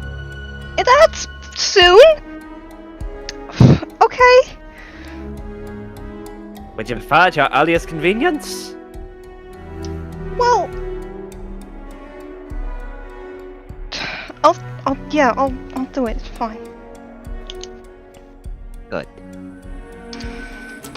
Now, all good deals end with the sign of a dotted line.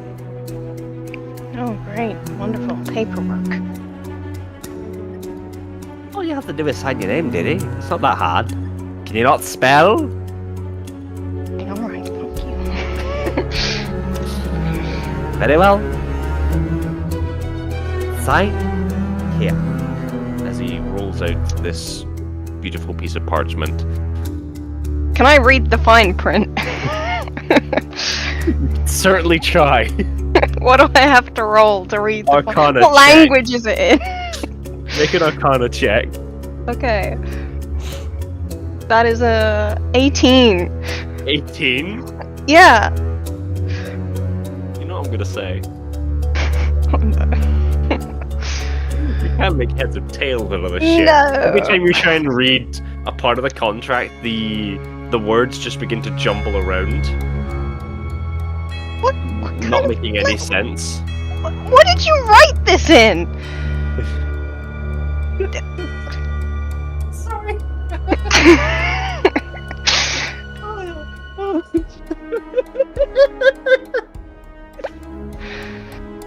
Oh shit. Sorry. Well, you're not expecting that. No, I was not expecting that. Sorry. Congratulations, you're the first person to break the DM. I love it. Oh, fuck. Right. Don't read too much into it. Oh, well, fine. I'm just gonna hold up in court, but...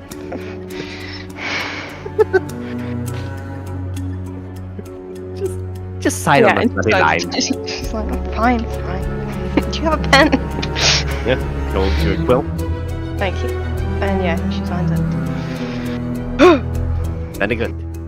Snaps his fingers and the quill in your hand and the parchment vanish.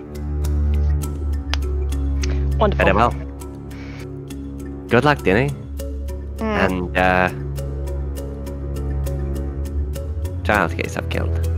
I'll do my best. Toodaloo. As he waves his hand in a puff of purple and green smoke. Both your companions, and Maximus and Raylan, are unfrozen.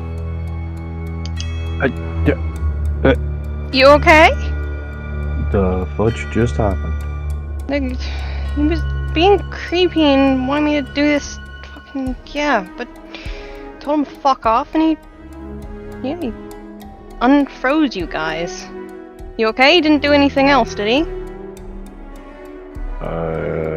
Well...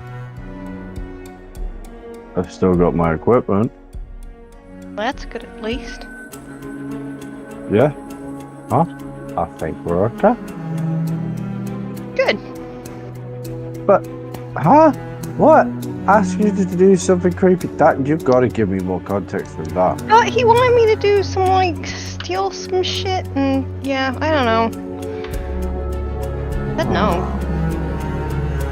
I don't know who'd be best to talk to about that. Go ahead. You, Kirk. Yeah, probably. They would know. Yeah. Speaking of which, should we try and find them? I thought that's kind of what we were doing. The tracks have ended. Did you Yes, say? the tracks have ended. Yes.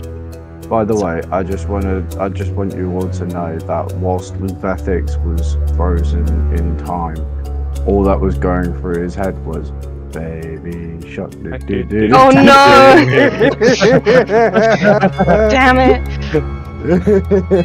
He said the thing. He said the thing. Oh my god. Okay. The other two have been frozen as well, yeah? Yeah, everyone's been unfrozen. Okay, good. So, with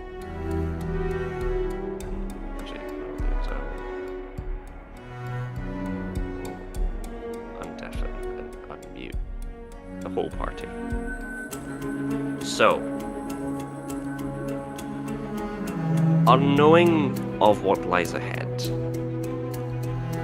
the information, or perhaps lack thereof, that you have all acquired,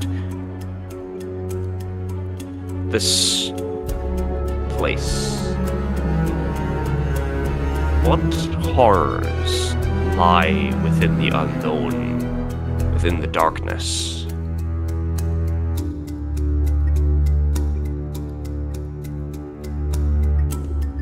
With Well, why the are we going into the darkness when we could just go back to the campfire? For fuck's sake. The party separated for how long this time? Who fucking knows? But possibly all will be revealed next week. So, with that, I say thank you all very much for watching. Thank you, you guys, for being here and participating in the chaos Thank you for That's- hosting the chaos. that Mhm. unfolded here tonight. Dakith? Yep. Oh boy. Uh-huh.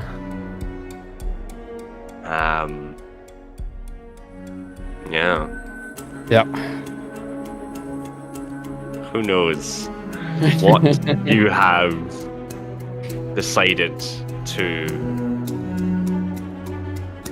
Who knows what potential horrors you might have unleashed Oh no.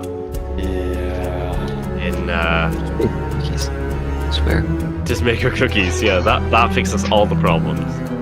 Holy shoot, you just reminded me of my cookie that I haven't eaten. Oh, and on that terrible disappointment. Thank you all very much for watching, and we'll see you all next Saturday. Oh my fucking god. Bye. Bye, folks.